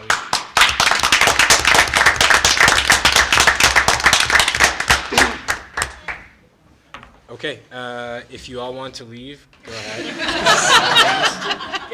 It's not quite 8:30, so it's only been like a 13-hour day, right? I'll stay. You guys want to do podium or you want to sit? I don't know. Whatever's easiest. If you want to grab another chair, go for it. So item 6B, structuring facilities for learners. We have Bray Architects here. Do you want to bring a chair up too? Do you want to go ahead? Not to put you on the spot or anything. Yeah, I like being on display. Mike needs a space. Yeah, spread out. Ryan who? Mike Hacker with Bray Architects. Ryan Sands, also with Bray. Thank you for your time. I know you've listened to a lot tonight. We don't have any posters. There's no crying involved, hopefully, with this piece, but Photoshop. But we did want to, I guess, give you a quick status update at where we're at in the process. And I think so much of what you've heard tonight, the natural leap out of just the curriculum dialogue is what does that mean for the facilities? And how are our buildings, are they ready for this? And we have made some investments in those to prepare at the elementary levels for some of the PLEX at the 4th grade. But even within the two buildings, they differ a little bit. And so what are we really doing to be prepared for that relative to the facilities all the way through? And so as we've started the process, obviously we've kind of learned more, both in dialogues with the administrative level as well as with some focus groups. And out of that, we were starting to feel like maybe our focus was a bit narrow. And as you know, or may know, our intent of our study really was to focus on Hales Corners Elementary and then the pool component at the high school, really the components that were a part of the referendum in the last cycle. And I think what you're seeing here is that a lot of these dialogues really are starting to maybe suggest that we need to cast a broader net relative to how we're looking at this study and how we're looking at the facilities, just so to be sure we are, in fact, keeping in mind the direction a lot of this education is going district-wide. And really what that means is we may ultimately land back down the path we're going on now, but we really felt like this would be a good chance after you've heard a lot of this tonight to maybe have a little bit of a dialogue with you about generally your feeling on that and make sure as we start to look forward what that might look like as we proceed. So really to date, we've spent time doing information gathering. So we worked closely with the administrative team to get a handle on all your existing building conditions relative to the existing building drawings, current enrollment data at each of those, any of the recent investments. As you know, you've made some investments here at the high school since the past referendum, so we've gotten those documented, and we have brought our engineers and architectural team through Hales Corners Elementary per the original intent of the study, and done a full facility analysis there. And those engineers are currently putting their reports together for that information. And so that's in progress. And meanwhile, we have done a pair of focus groups. And so we've met with parents, community members, educators, administrators, and learned more about how they're using the facilities. And in those dialogues, naturally, as we talked about what you heard tonight as horizontal and vertical engagement of the education, that really started to spur into what does that mean from a district-wide perspective. And so we've started to go down the path of what that might mean if we were to broaden the study a little bit more. And we had some good feedback both at those two focus groups, and then as Dr. Olson noted earlier, we did get to sit through the last Plex open session with the parents and got quite a bit of good feedback relative to the current environments today that we think was pretty beneficial for us to hear as we move forward. So with that said, that's kind of the background on where we're at to date, and really we wanted to talk with you about any questions you have relative to that, and then really focus maybe on next steps. And it's really meant as a discussion, no formal presentation or anything, but wanted to get some initial feedback from the board there. So. I have a question. Did you get the ADA study too that the district had done? Yes. Yep. They Yep. gave you a copy of that? Yep. Okay. Yep. We have that. Those were some on record. concerns too that I had, that we aren't really in compliance in some areas, and if we have to cast a wider net, that'll really benefit us. Understood. Yep. Because there's some areas there that really need upgrades. Yep. I just want to comment, I thought that the advisory committee did a great job of bringing back, really validating, I think, the work that we did in terms of needs. And, they had a couple of suggestions on how to solve some of those issues. So I still think that work was invaluable, even if we change it at this point, to helping the board think through, these are still needs in our district. And, they didn't come back to us and say, we shouldn't have even asked. No. They didn't say that. They Right. said the solutions were maybe they would recommend a remodel versus a rebuild. But clearly the needs are there, and these upgrades are needed. So I was very happy to see some potential, dates here, so that as we move forward, we know when we need to make some decisions by, in order to go to referendum should we need to do that. But I realize there's a lot of steps. Yep, but that does inform the pace at which we move going forward. So that was part of the dialogue tonight, was to get some general feedback from the board relative to that as well. We would echo that. I mean, the Citizens Committee did a lot of great work, and we've had a number of dialogues with them. They were at the last round of focus group meetings as well. So they participated in those SWOT discussions and provided some great context relative to some of their past study as well. And so it was very beneficial. Was there anything that from the focus groups that you just went, whoa, or changed any thoughts, or? Not on our end, and that's a good question. I think oftentimes those focus groups for us, as we start talking about them, we're often challenging other thoughts as well, and we were able to bring some perspective from some other facilities that we're working on in some other districts and some of the kind of structures they have in place. Naturally, as we start to evolve this, we also, and I think it was a point on one of the presentations earlier, talk about learning groupings and really what are our grade configurations throughout the district. And right now, obviously, we have two parallel structured elementary schools that both feed into middle, and then 6-8 middle, and ultimately high school. So naturally in these dialogues, part of the progression is really how do we best serve the students. Again, talking about the evolution of the curriculum, talking about how do we manage enrollment moving forward and plan for growth or decline relative to that. How do we plan for open enrollment as part of that? And there are some structures in place that would be pros and cons relative to different approaches there. So I think some of those dialogues, as we started to go down that path, were more of a K-8 district-wide analysis on grade configuration. And some of that, really looked at how, are there opportunities to improve the structure that we have in place today?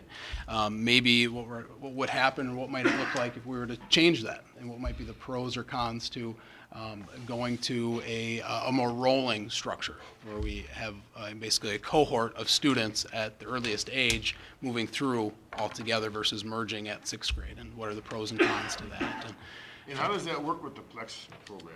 Yeah, that's a great question. If that were to come about. Yeah, yep, that's a great question. And we have some experiences from other districts that have some similar things in place, but I think that's really where we're having these dialogues starting to merge together right now. And that was really the benefit we felt sitting through that last round of Plex conversations, and tonight especially, because there definitely are going to be some synergies in those decisions as we go forward.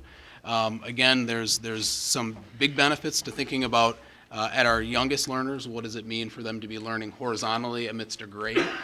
But again, vertically, what does that look like as we start to blend grades and focus on abilities? And architecturally, that may not change. I mean, that's a great stat. 2030 is a long time. I mean, these facilities, the investments you make today, you're going to be doing maintenance improvements on those all the way up until, and especially when you hit that threshold. And so for us, a lot of the focus really is on what are we doing to support the curriculum today, but then providing you environments that are adaptable, that are flexible, that you can modify easily over time, ways that you can plan for growth or decline in areas of the building, and really allow your team to adequately over the summer or over a holiday break make some modifications cost effectively to support that. So it's a great question, Quinn. I think we don't have an answer to that yet, but I think that's hopefully where some of the dialogues move going forward. And were you informed of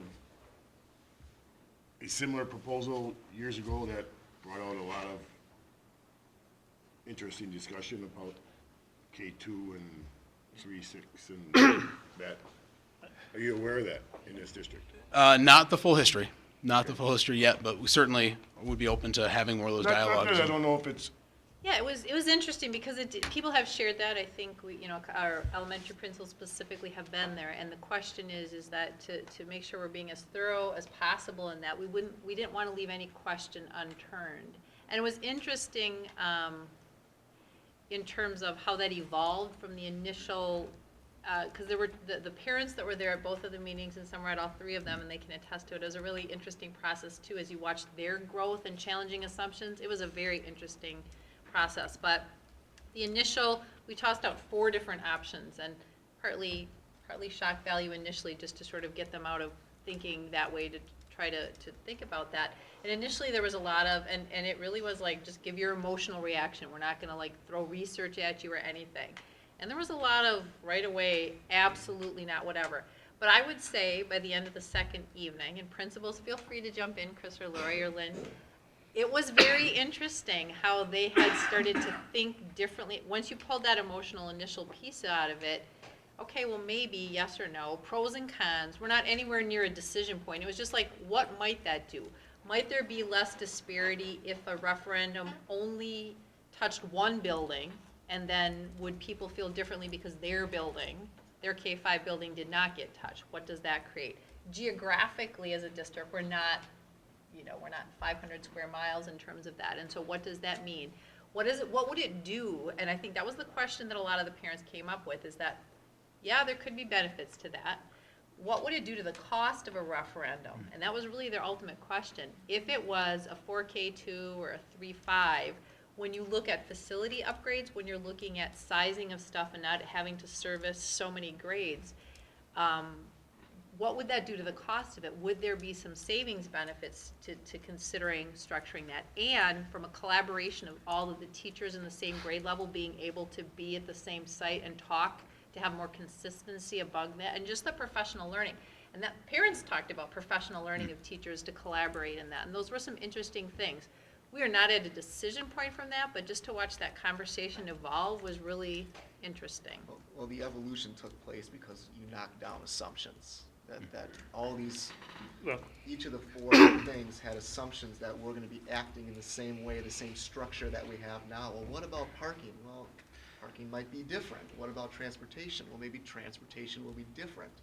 That they wanted to put forth their feelings about how we are now on these structures.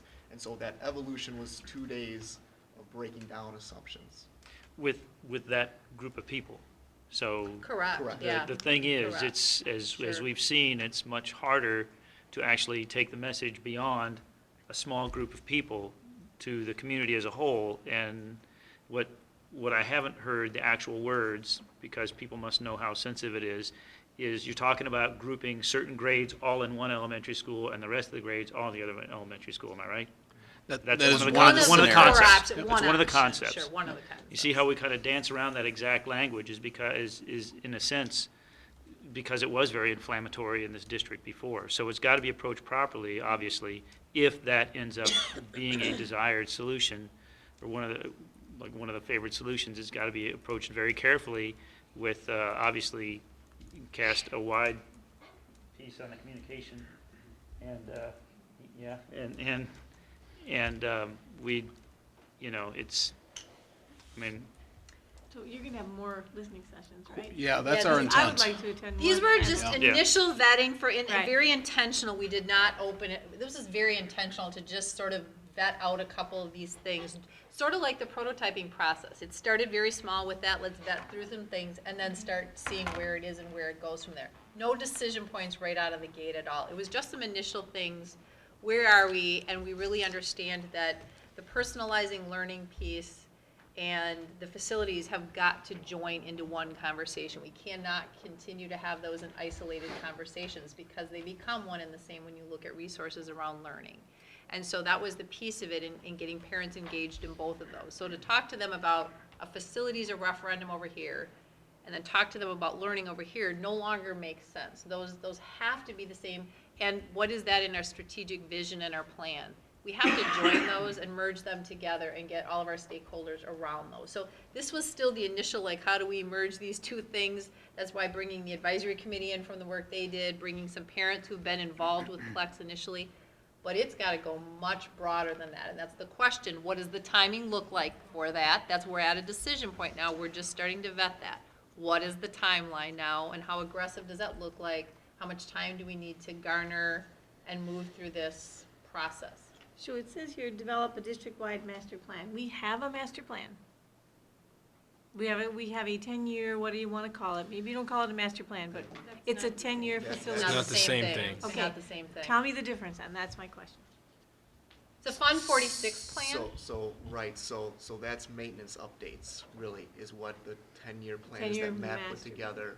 Or, which it's met not, a we didn't call it DPI. master, yeah, what was it called, 10-year Is a facility? 10-year facility plan. It meets a requirement by DPI to open up Fund 46. Right, I know that. Yeah, so it's Matt. But it also was supposedly a good look at all of our facilities. Now, it wasn't the kind of brainstorming you're talking about, but, right? More So maintenance tell in me nature. Yeah. what happens to that? How do they merge? I'd be happy to jump in too, because part of this is really looking district-wide, and if we're looking at improvements at both elementary schools, potentially the middle and even the high school, that may not be feasible to pass in one referendum, right? And so that reality would suggest that we're going to need to prioritize amidst that. And so when we talk 10-year master plan, really that is an attempt to identify the highest priorities at which the community is comfortable supporting in a referendum, okay? And then we'll be working closely with the administrative team, with Michael and his team, to try to create a course moving forward to how do we tackle the rest of those things, because those don't go away. Whatever falls into the second tier of priorities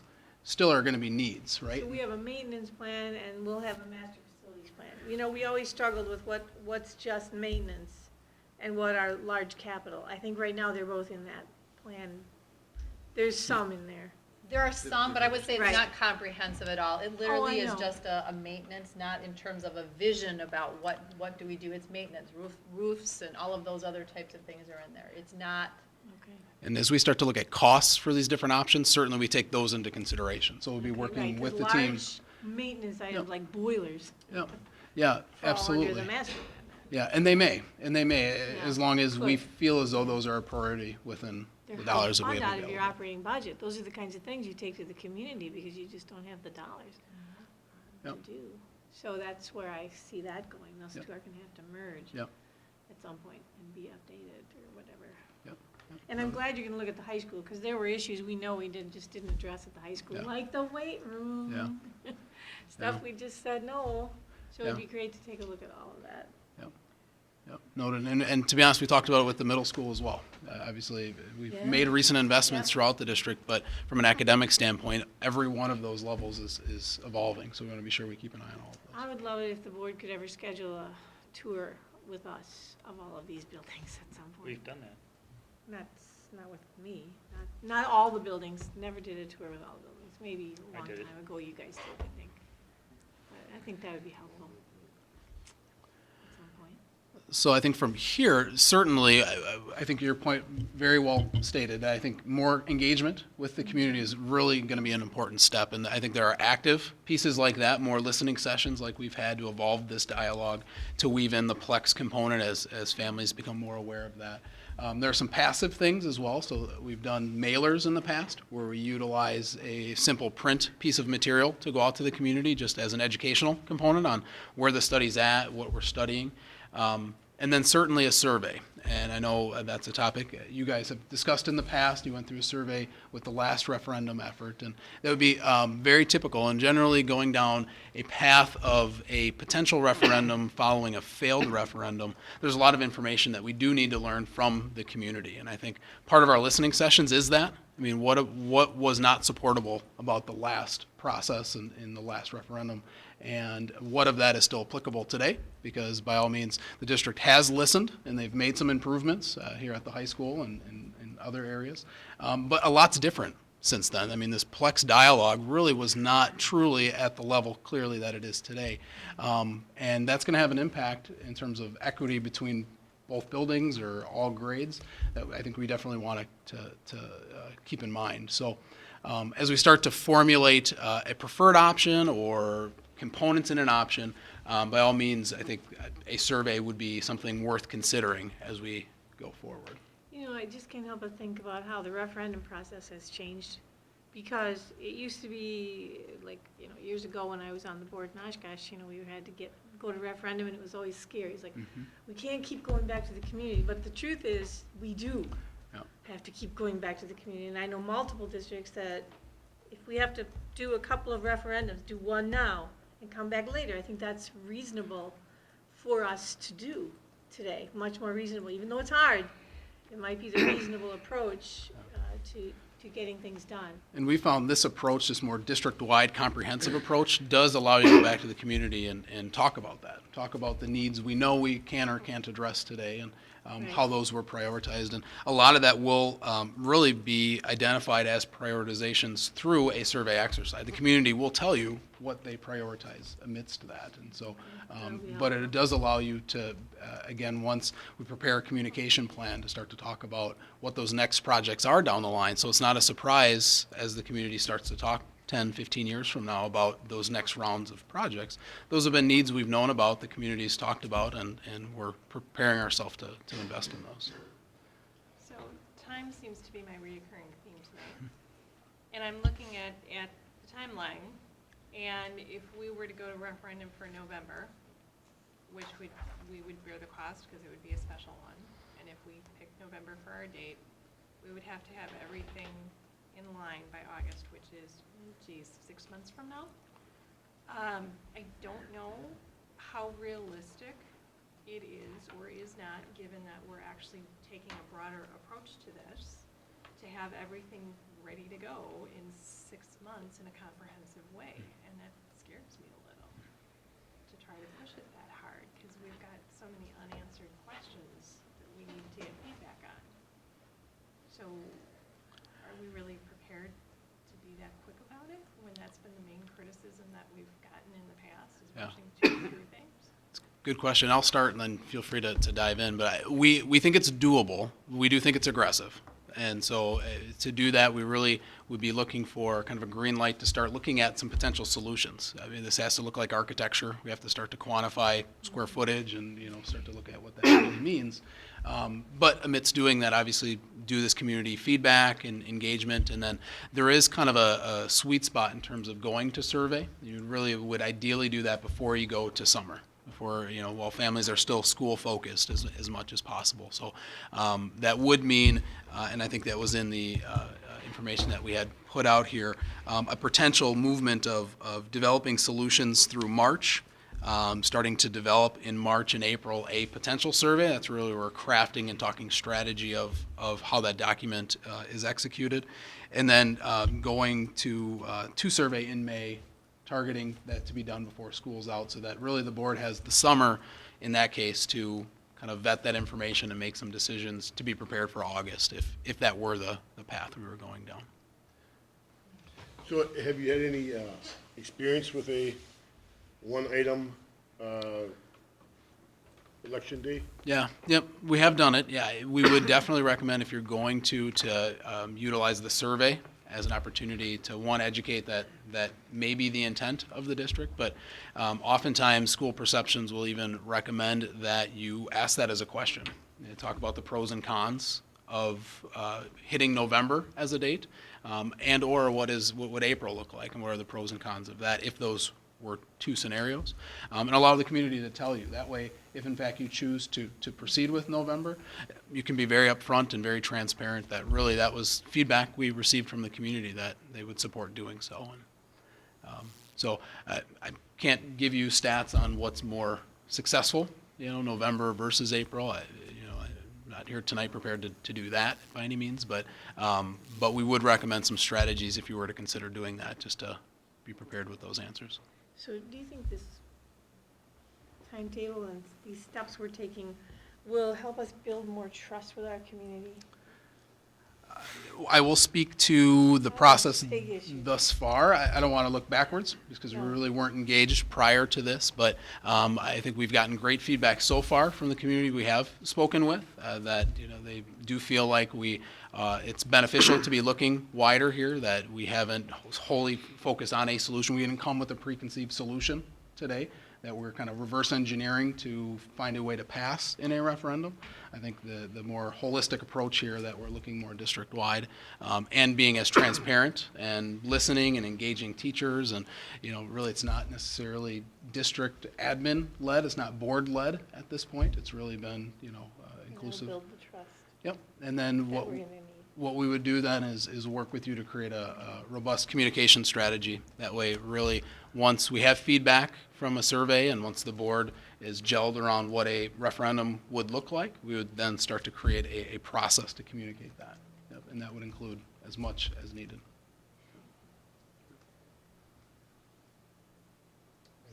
What's next? So Mike, on here you have next step is to do a mailer. And would you say regardless of the timeline that we're looking at in the future, that a mailer at this point to let the community as a whole, so every resident gets one that's saying the board has engaged an architectural firm and here we are and here are some things coming up?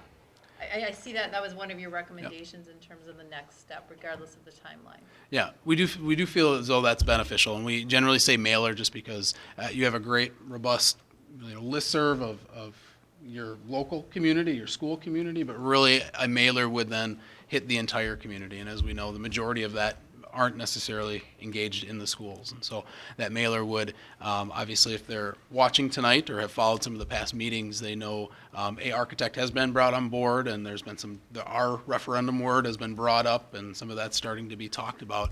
This would just be, again, as transparent as possible. This is where we're at in the process. Here are some next steps. Please, if the board chooses to do a survey, please, keep an eye out. That'll be, in your mailboxes about this time of year. And so that comes from us.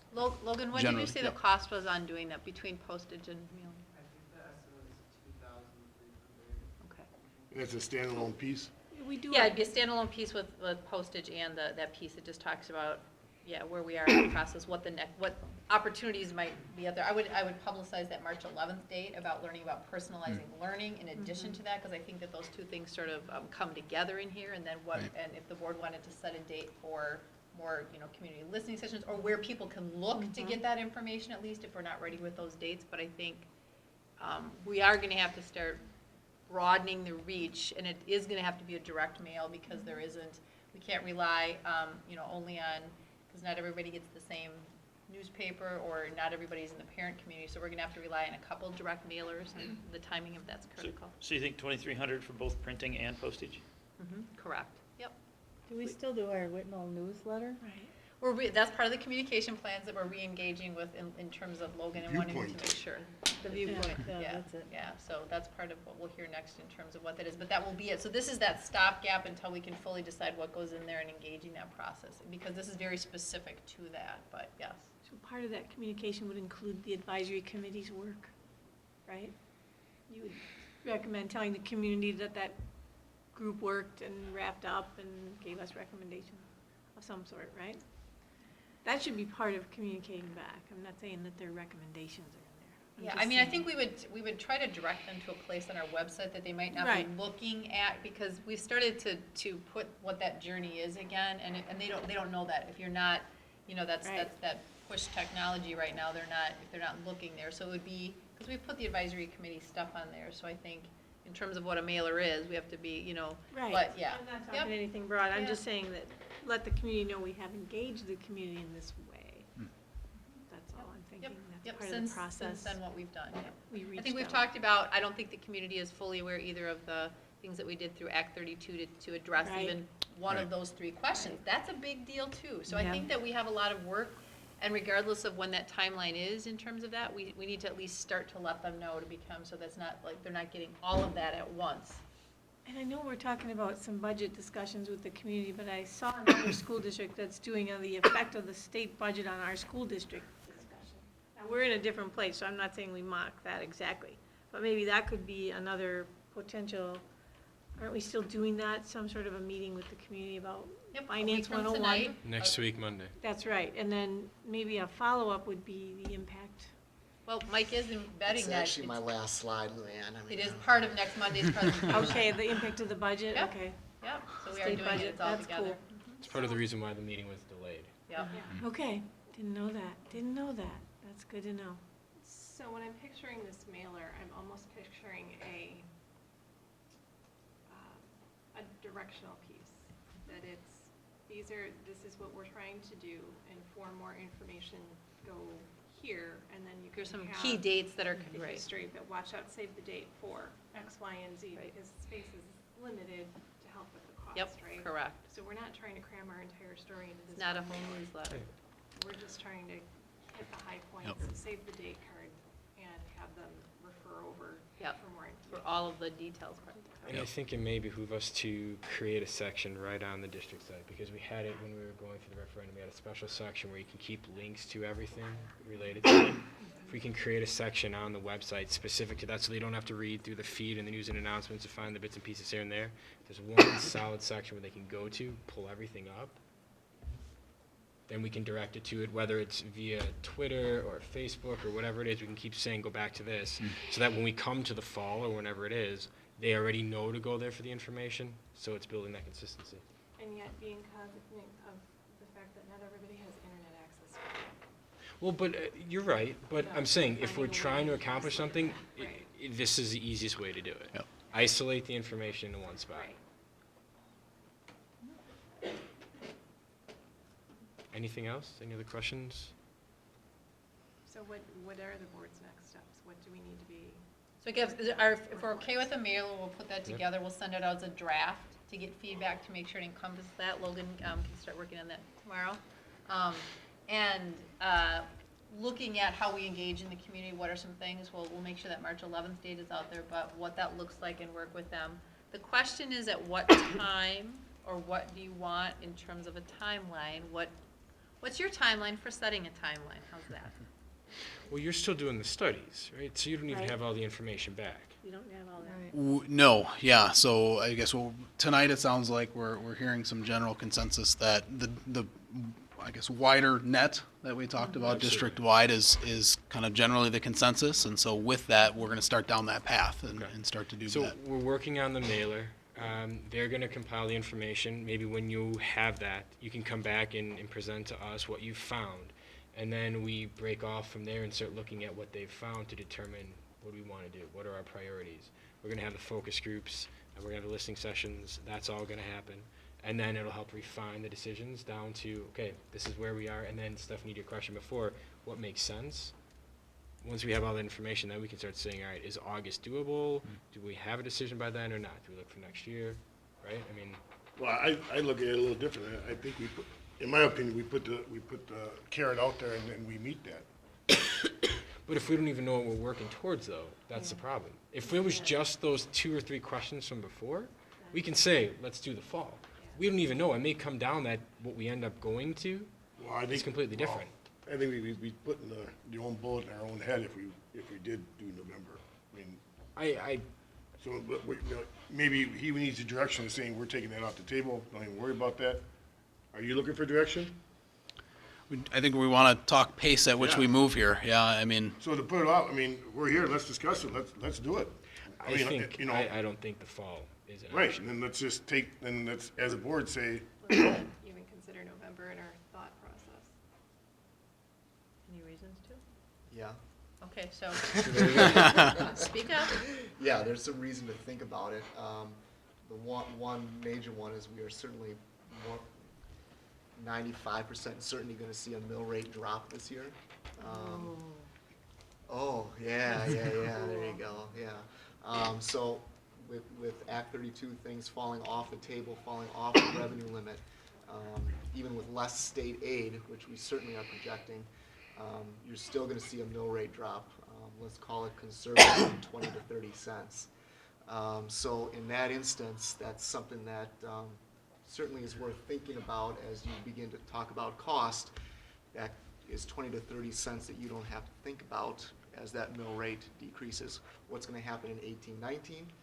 You know, the governor certainly put about $75 million in state aid. How that gets divvied up amongst different districts, especially Whitnall, it's hard to say how that will play into our state aid and what that'll mean for the rate drop. But the fall would be an opportunity in which to take advantage of a drop in a mill rate. You know, from some macroeconomic standpoint, we certainly know that the Fed is looking at continuing raising rates this year. Whether that comes to fruition or not, I think we actually get a peek this week what the Fed is going to be talking about and what their forecast is for all of 2017. Although the writing's on the wall that they do want to raise rates, that's another consideration. From Bray's standpoint, I'd want to know kind of what inflationary costs are. What would another 5 months mean of postponing an election? Excuse me, a referendum vote. And then what does that mean as far as timing for projects? How much inflationary costs are in there? I certainly think there's some economic advantages of November. At the same time, we certainly don't want to push if we're not ready. But those are some considerations that I'm thinking about. Well, maybe if we reach a point where we are set on 1-2 projects, it may be doable to push for that in November. Not maybe the whole package, but we've talked about doing structured or staggered referendums potentially. Maybe that's a way to address some projects we know we need to do right away, get that on there, and then continue to look forward for next year or the year after. Yeah, I mean, so this year we were able to do some things, Act 32, to keep the mill rate very stable. If you are reading about the governor's budget, he's taken Act 32 out of as a possibility, and some of you have read that. So that's not even a tool that we would have come this fall as well. So there's no way to kind of steady that mill rate for another year, assuming that gets taken out of the budget. So your first point was it's going to be down 23 cents. Yeah. So that's less that we have to say that we're increasing. Correct. It would be less of an impact, and that's not even that's taken into consideration at 0% property valuation growth, which we know is not going to be the case. We're going to see some property valuation. Mike, wouldn't that not be that much different from November to February, say? It's a different year. Oh, it bumps you right into it. Yeah. So one of the things is that initially, if taxpayers see a 20-cent drop, and then next year we go up $1, it's going to be $1.20 instead of just 80 cents. It would be very clear communication about what is happening here. Hey, we want to, however you communicate that. If we're ready. Mitigate those roller coasters of the mill rate that really are not under our control, and not the average taxpayer understands that. That's the complications of school finance. Yeah. And the advisory committee was so, how do I want to say this? So not willing to make a statement either way as regards to November, correct? If I remember right? That was last That was last November. That was last year. Right. This is last November or this spring. That they said no to, that They said they wouldn't push for to this come in previous spring, you're number. right, okay. Yep, you're right. I think part of that was not having a vision, a strategic vision as they talked about that, so it would be interesting in terms of that piece of it. And faced with that, the fiscal piece of it too, I think that's a, none of us have a crystal ball here, and so those are just all the elements that you have to consider in putting them out there. That's the challenge to that right now. I would say we can't completely rule out a November one as well. I mean, we're talking about gaining trust and transparency. Having a separate, ballot is not necessarily the ideal situation, but if you want a true test of whether or not people are going to come out and vote yes for something, there's that. Mm-hmm. Not to mention, we're talking about time frame. It's been almost over by November, it'll be about 2.5 years since the previous one failed. We had a whole advisory committee go for a year. We'll have had another roughly year of us checking out a plan, and with a new superintendent and all this other stuff. I mean, I understand taking our time, but at one point are we going to get it together? So famously said in Dumb and Dumber, you say we have a chance. I think we need to keep November on the table and see what the course brings. Mike did ask, inflation, generally, we're seeing 4 to 5% annual inflation right now. So those 5 months, relatively, half of that 2 to 3% inflation you can assume in that window of time. So just a point of reference. Analogy. All right, I loved it. That was really good, yeah. All right, November it is, let's go. Is that what I'm hearing? Tiffany is here, so be careful what you're saying here. She's going to be in the paper tomorrow. I think if there weren't the economic factors, I think Stephanie hit it on the head. I think having something ready by August is really aggressive. And You're putting a kink in my thought. I'm making this more difficult. I just think we decided to not rule out November, is I think what we just did. But then we need to put things in, if it is on the table, then we need to have this like on the agenda every, Absolutely. out. I like aggressive timelines, right? Yeah. As opposed to just kicking it down the can. Bye, ladies. Thank you. And I think there's, to be honest, no harm going down that path on our end. Let's start towards that and see where we get. And if we come across some thresholds that we say, boy, we're going to need some more time, that's okay. We have that time. Generally, we say the most successful referendums you pass when you're ready, when the community is ready to pass and support that referendum. And so if that's November, great, and we'll realize that. And I guess for this is my personal take on this, Mike, is that I'm somewhat counting on Bray and their wide experience in this particular need situation to stop us from heading down a road that would potentially be disastrous. Yep. So I'm counting on Bray to speak up if they see us heading too aggressively that it's going to derail it, or if it's detrimental to drag our feet too long also. Yep.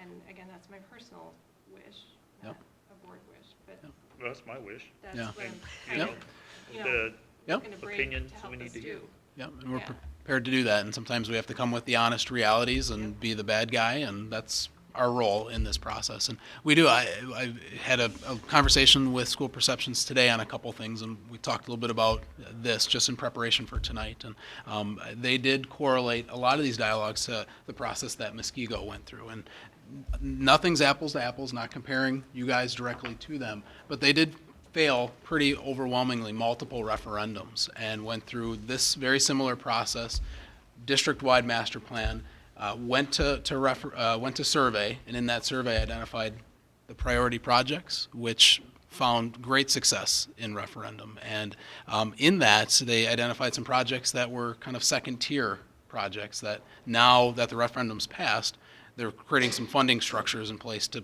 complete those outside of a referendum. And so I think that's, in terms of being transparent and going through the process and being as open-minded as possible, that's generally the best approach. But one of the big things that Muskego had going for them, they had a bunch of money coming off, referendum money coming off, so that they could just essentially say your taxes aren't going to stay, you're going to stay the same. Right? There's other factors too. I mean, they're not a landlocked district. If I'm not mistaken, the way we are. And not apples to population apples. is different. No. Not apples to but- apples, but when not you the can say intent. You can build all this, and Yep. your taxes aren't gonna change because this Yep. is dropping off. Yep.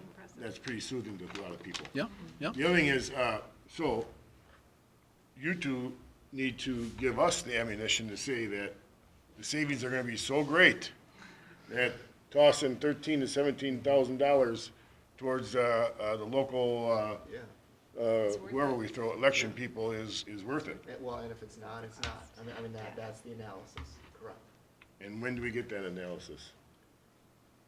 Do you even As we go. know how to forecast that? It's as we go, it Yes. depends on, Okay.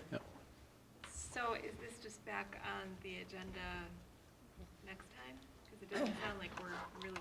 It can be a standing, it can be a standing agenda item every 2 weeks, you just get an update. It may or may not be from them, it may be from, but I sure. think it's gonna have to be, I mean, you gotta stick the Jell-O in the fridge, you know? Get it to set up, so you got something to go with. We got Dumb and Dumber quotes, we got Jell-O quotes. You know? I'm a little more prefer to Dumb and Dumber. Do you? No comment. Okay, thank you for your time. Thank you all. It's getting late, Yep. and we'll look forward to See you meeting next again. time. Yeah. Sounds Thank great. you. Thank you, guys. Yep, thank you. Thanks very much. Okay, item 6C's movie. technology E-rate purchases. Eric?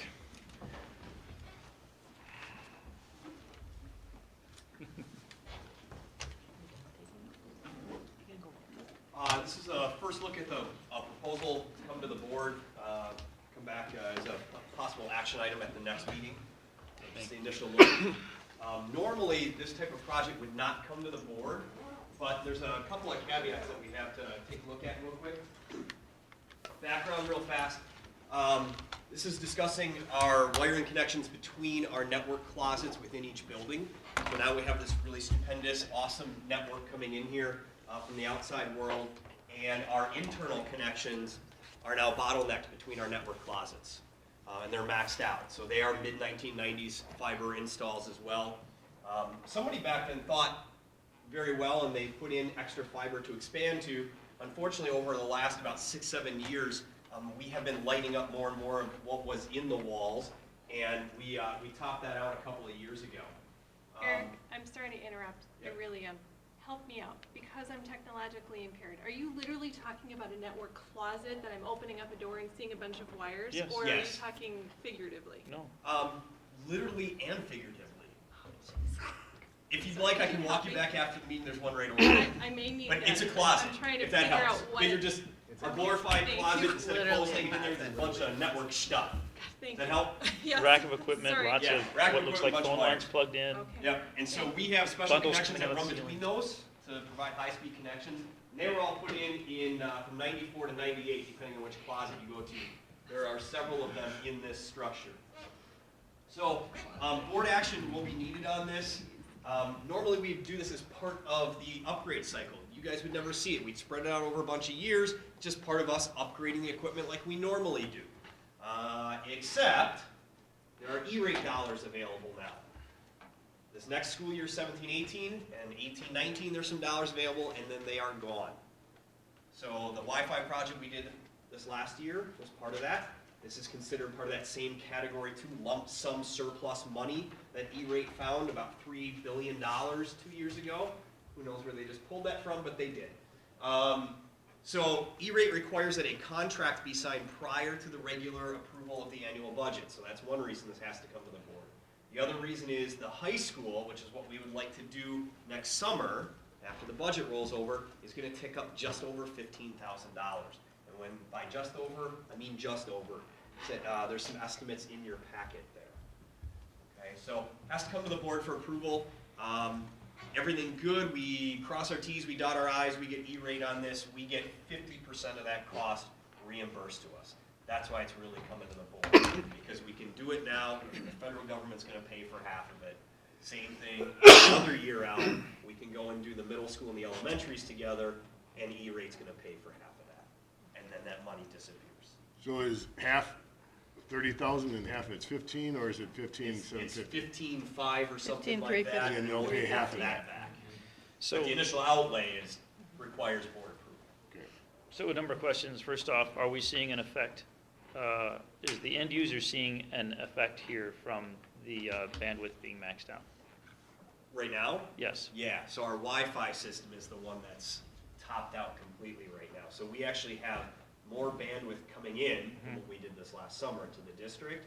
We can't get that quite to the end user right now because we're topped out because the Wi-Fi is drawing so much off of it. Okay, I understand that, but what, so that's all numbers, but what effect are they having? Pages are loading a half a second slower or 2 minutes slower than they could be? You see what I'm saying? Right, I understand where you're going The with end that. effect, I Yeah. mean, what do we get for the money?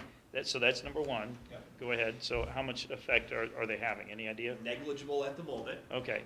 Remember, we're trying to build this I out for understand that. So the X next, number of years while we can use the federal dollars. so I understand, but you know, a lot of people go to Kohl's on a 40% off sale and they still end up paying 60%. You know, how much did they need that stuff? So the next thing is so you're talking about the middle school and the elementary schools next year? Okay. How close are they, or are they already maxing out their stuff? They're maxed out too. Okay. And about the same, currently it's negligible, but obviously as we use more stuff, it's going to have the potential to have, okay. So let's see, I had another question on, let's see, so what's going to be the next bottleneck? Because, you know, we do this, and, I mean, it's just like throwing we'll do another analogy, Lisa, if you're ready. So just like, you know, dropping a big block engine in a car that wasn't designed for it, and you're going to turn the drive shaft into a pretzel. Right. You know, because that's the next weakest thing, or you're going to shred the transmission or something. So what's the next thing that we're going to be asked for money for once we get this cabling? So this part is that backbone. That doesn't change as quick. That's generally a 15 to 20 year upgrade cycle. Wi-Fi, that's a different story. So Wi-Fi right now used to be on more of a 6-year cycle. That tends to be shortening. Big time. You go to Best Buy now, and you can find, you know, A, B, and N routers, and then they got the -G and, you know, 4 antennas when they used to have 1 and then 2, and I mean that changes by months. Yep. So Because how that's the soon? last little foot to the user kind of thing. Right. So you and that's the part that right now our backbone isn't there. So we have more ability there than we have a backbone to provide. But so that's my concern, is then we get the pipeline to the router much larger, and then you're going to say, okay, but now our routers can't keep up. So now that's the next weakest link. So that's my next question. That's my question is, so we increase that pipeline, and then what next? I'm looking for projection as to what you're going to be asking for and when you're going to be asking for it to get rid of the next bottleneck that we just created. Yeah, so in terms of your question about the routers and that part of that stuff, that's actually part of this, and that's a slower upgrade cycle. We shouldn't say randomly, we periodically go through the district, look at the oldest ones, randomly be the worst term for that, because routers tend to wear out every 5 years. Sure. I mean, they have a life cycle like a computer does and everything else. And so again, we don't normally come to the board, that's just part of our annual process that we keep doing. Again, normally, fiber optic type work like this internally is also done on us. It's also an annual basis. You know, we had a problem where we couldn't get signal out to the pool area that we needed a few years ago. That was just part of our annual process of taking care of that kind of thing. This is unusual because of the E-rate piece, and then also that it takes up over 15 grand. So you think that there should not be a bottleneck created that won't be sort of just engineered out over time based on attrition of equipment? Correct. Unless some other deal comes by and you say, if we do this now, we can, all right. Well, I support Thanks. this program. I think you do a great job, and I'm certainly willing to support that. Good job. We'll do it. Back at the next week. For approval. Any other questions? Yeah, if you have any, Yeah, I do. So you know, we've seen this E-rate before. Now you say this $2 billion is going to be gone, but E-rate's not going to be gone, or are they going to be gone? Not E-rate itself, so there's two different parts. There's Category 1 and Category 2. Category 1 is for your internet access. They pay for half of that kind of thing. That's not going away. Category 2, we, as a quote-unquote affluent district, according to the federal government, generally are not able to get Category 2 funding. We have been the last 2 years, we can the next 2 years, and then it's gone as because of a surplus that was left over from 2000 to 2011. Basically, schools had applied for funding and didn't use it, and it built up and built up and built up. And somewhere it was hidden on somebody's ledger, and they found $3 billion. I don't know where. Spend it before you lose it. But that was what we were all told, and it was published nationally and a big thing and everything, and we are able to get that money. Okay. But the projection is the way it's being spent right now, we have the next 2 school years and it's gone. All right, so there won't be any more information before the next meeting. It'll just come up as a topic to vote on. If we have any question. Is there a reason to not, is there a limit as to what that 50% can be? In other words, if we get up to 50%, what's the cap? Very strict guidelines. So what's the cap? So we are allowed $150 per student, total Category 2 spending over 4 years. Okay. Time. And if you want, I can get you a dollar amount of what we've spent. Actually, DPI just released that about 3 weeks ago for every district in the entire state. Shows what they've spent of that money up until now. We had about 60 or 62% of our money spent as of a couple weeks ago. So I guess my It's also limited, by the way, to Wi-Fi, networking, Right. fiber, that's it. So what's the purpose of not wrapping all the schools up in this thing for this year? In one shot? Yeah. Is basically just to spread it out so we could handle Spread it. with a our regular costs annual out. budget. Yeah, not have to Okay. do a loan or anything like that again. Spread the cost out over Okay. multiple years. Thank you very much, appreciate it. Again, because they've said it's available at that time, it would take an act of Congress to renew the funding Sure. after 2019. I'd also like to point out that I saw this on here as an action item. I appreciate you coming to us with enough time that we can address it for a vote at the next meeting. Yeah. As opposed And to this we do one. have enough time, but it is due late in March. We have to have the application, contract signed and application. Thanks very much, Eric, appreciate it. What you said, action item. Yeah. This came under discussion today. No, on the memo. Got it. was Understood. memo, it's marked Understood. Okay. discussion and I'm action. sorry. Thought you were talking about the agenda itself. We were talking about the proposal. Okay. Thank you, Eric. 6D, new course proposals for 2017-2018 academic year. Jackie? Yeah, the course was described really well in there, but I'll just give you kind of a brief summary.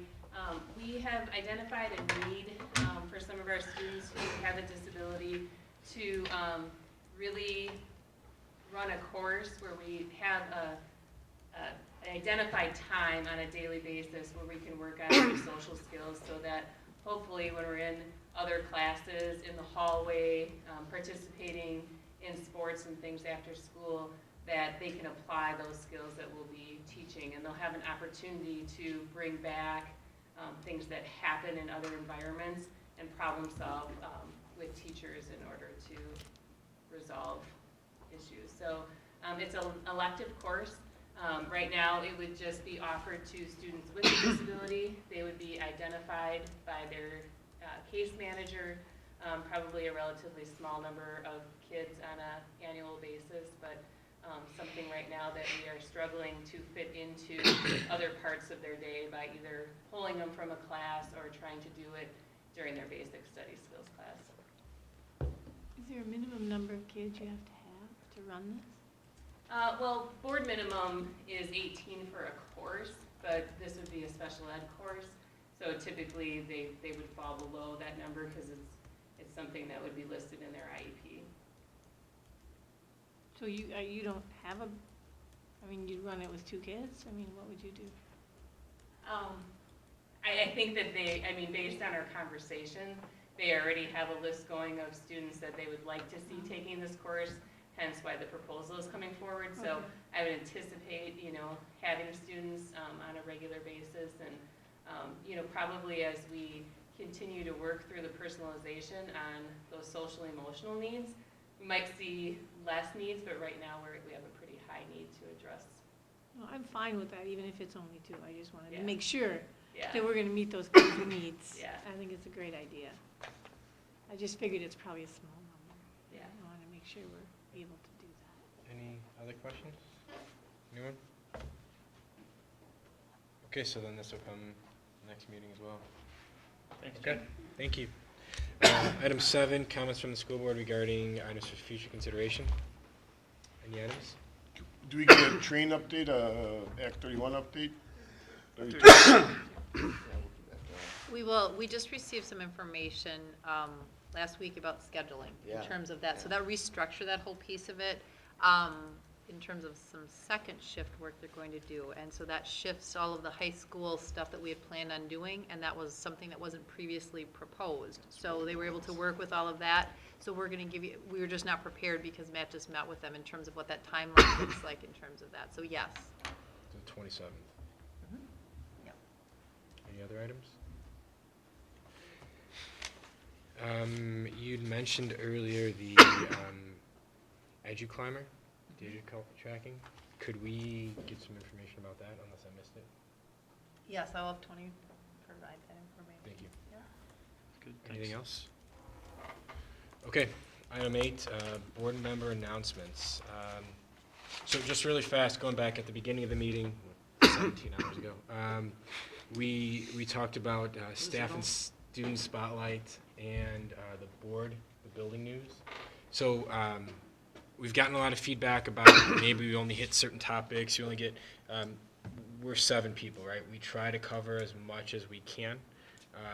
We talk about the things we've been involved in, the things we've attended, or what we've heard. So we ask for the community, whether that's the principals through the board liaisons or whomever it is, give us a feedback. Let us know. We want to recognize what's going on in the district.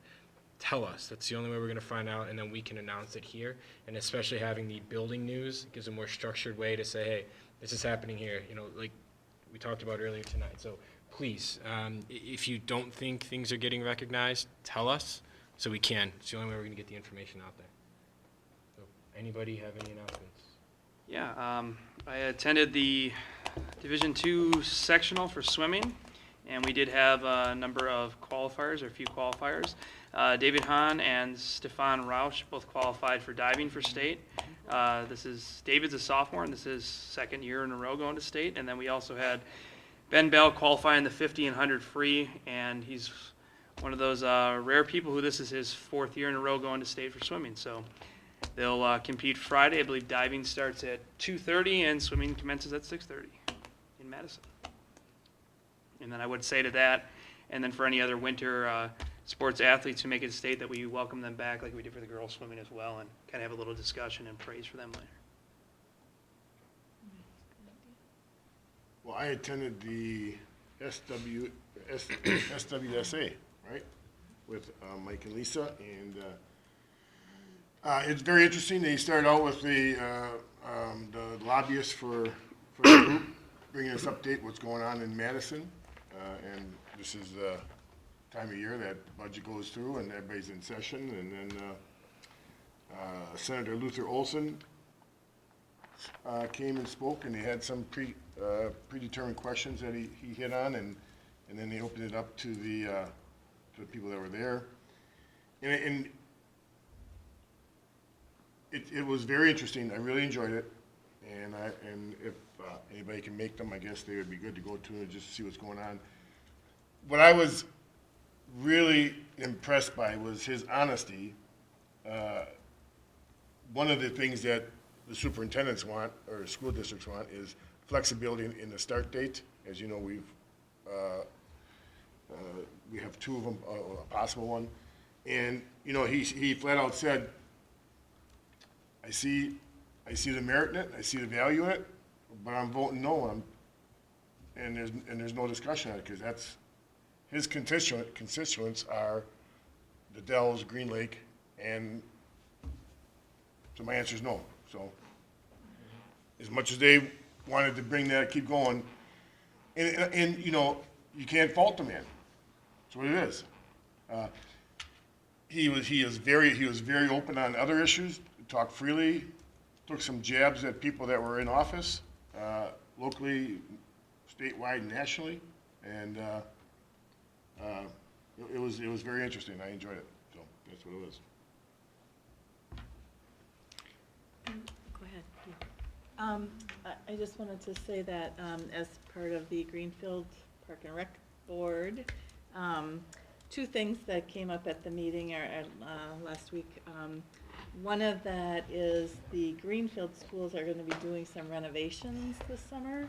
So I don't know if they've contacted you already, but I think the Park and Rec program is going to be looking for some additional space at Whitnall for their summer programming, so I don't know if they've contacted you or Matt already, but, so that'll be coming.